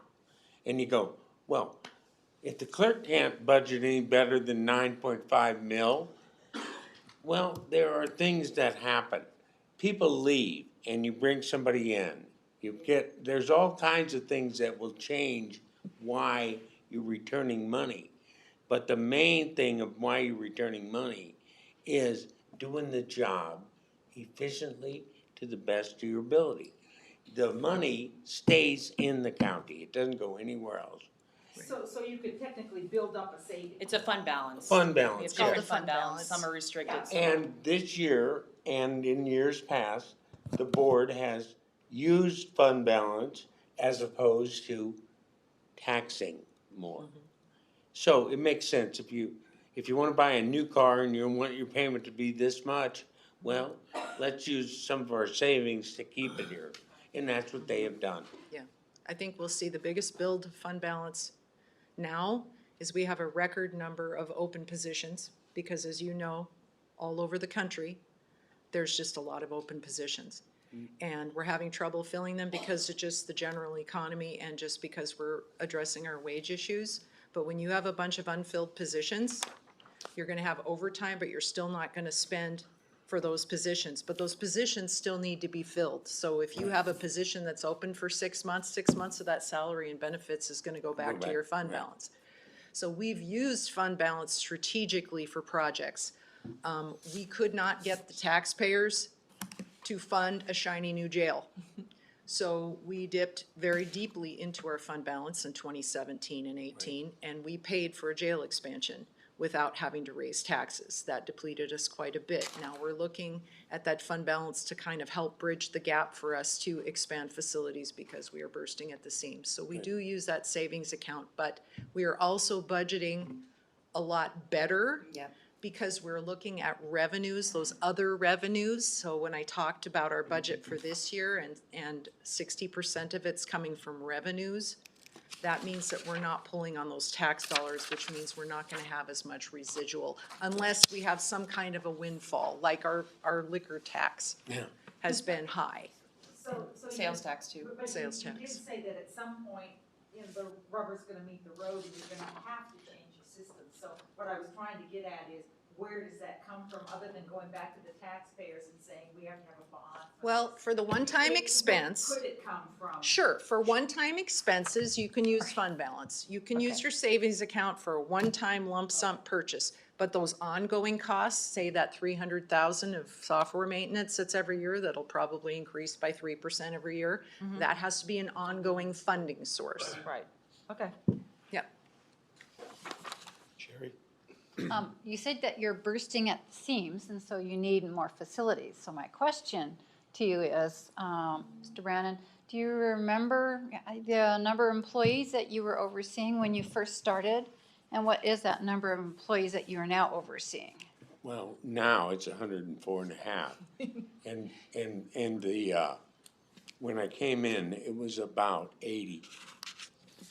And the joke was, counting our chief deputy, finance director, and me, we had a grand total of 2 men.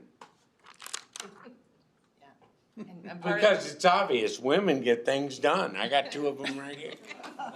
But we've got, I think we're up to 8 guys now. yeah. Yeah.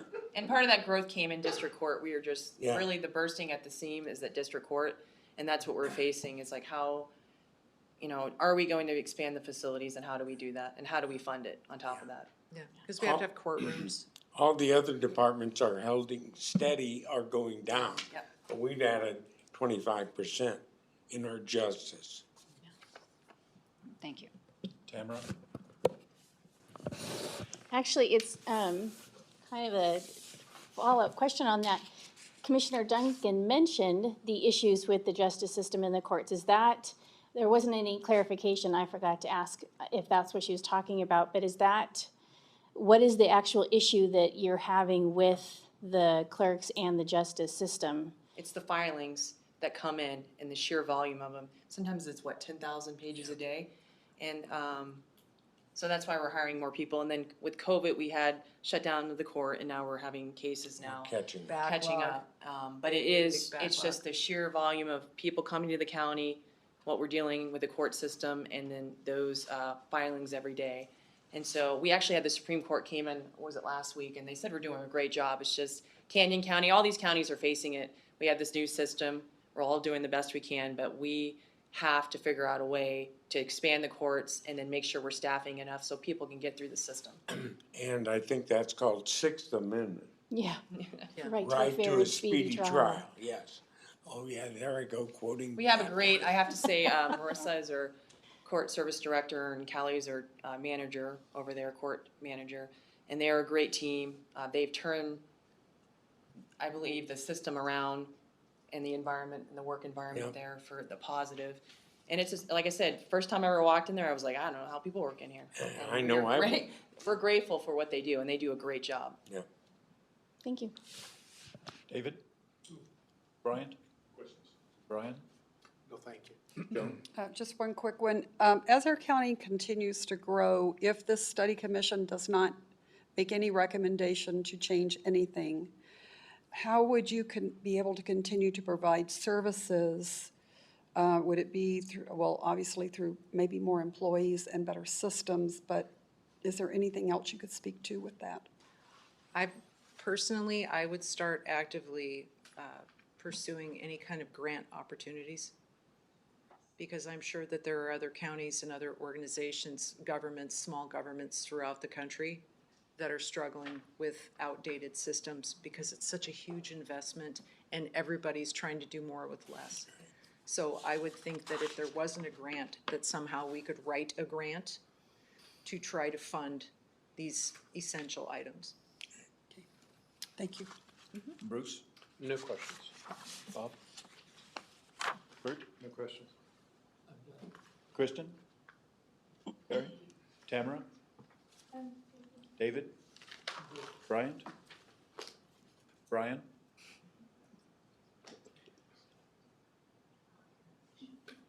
At the risk of asking an ignorant question, I'm going to ask it anyway. I was trying to consult the statute first before asking it, but I had too little time. So, you said that earlier you quipped that the office of the clerk tends to get all the jobs nobody wants to do. I think something along that line. Yeah. You know, this court role, the court clerk role, seems like a very encompassing role in your office. And is there any sense whatsoever to thinking of, I couldn't remember when I was consulting the statute, is to see if that function could, by law, be perhaps performed in a different form, and I didn't have a minute to check, but Where's our first maybe you know the answer. In fact, you probably know it better than me. The first so. slide. Well, not outsourced, but I'm just thinking, like, is that like a function that by law could be? And The state maybe- does pay for some of it. Yeah. If the state were to step in and pay for more of it, we would lose local control, but we might get funding. I think I did see something in the statute, that some of the functions of the clerk could be divided between two That's different what I was- positions or something like what I'm getting that. at. But I I don't couldn't know if remember that's if an that's one additional that was, elected one or like- exactly how it works out. Couldn't remember if it was verboten to separate the court function from the clerk's office or not, but I just wondering, is there any sense, could an efficiency be achieved that way? Or is it just best kept Well, within? to be honest with the you, umbrella of my or the 5 departments, that is where I spend the least amount of time. We've got our trial court administrator, we've got the administrative district judge, as well as our court staff. We've got it pretty well honed in now, and I've been through several ADJs as well. And Judge Christensen and Carlene Behringer and Marissa Garza, my team leader, they've got it worked out beautifully. And when they talk about, it's lined out in statute that is a duty of, I am clerk of the court. You can certainly amend statute, but that's one of the duties that cannot be stripped away. That was my starting question. The reason I was trying to consult this, because I couldn't remember. Right. But you're saying, look, this, of all the things that you do that no one else wants to do, as you noted, this one seems to be the least of your worries within your area, and one that you have a You're good right. handle on. Interestingly enough, when I became clerk, the previous clerk was suing the court because there were duties that the state was mandating that he had to do. So it was Hayes v. Mitchell. And then I became clerk, and Landy Haynes and I got together, and he says, "You gonna continue this?" And I go, "I don't see any purpose." And he said, "Thanks, because we have to work as a cohesive unit, because we're the cog that makes the wheel turn. But the judges, they are in charge of the court, not me. I just provide the services they need. But I can't get rid of it, and nor would I want to. It's working beautifully right now. Thank you. Joan? No further questions? Bruce? Nope. Bob? Kurt? Bill? Okay. David? Bruce? Oh, I'm sorry, Brian? Brian? Joan? We've gone around. I'll open it up. Anybody? I want to thank the three of you. You did an excellent job. The presentation was great. I appreciate your presence. Thank you. Thank you. Thank you. Thank you. All right. Well done.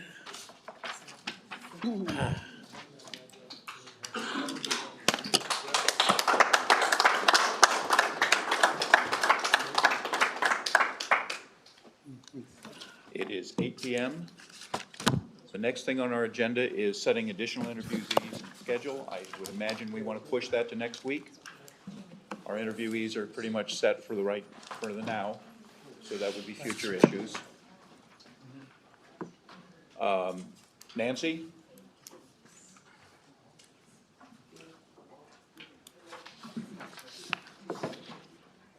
How are we doing at getting the next interview scheduled? Are we squared away? If you look on the list, you'll see that the chief deputy treasurer has been scheduled, and invitations have gone out to all of the other chief deputies. I have not heard back yet, so we'll continue trying to do those.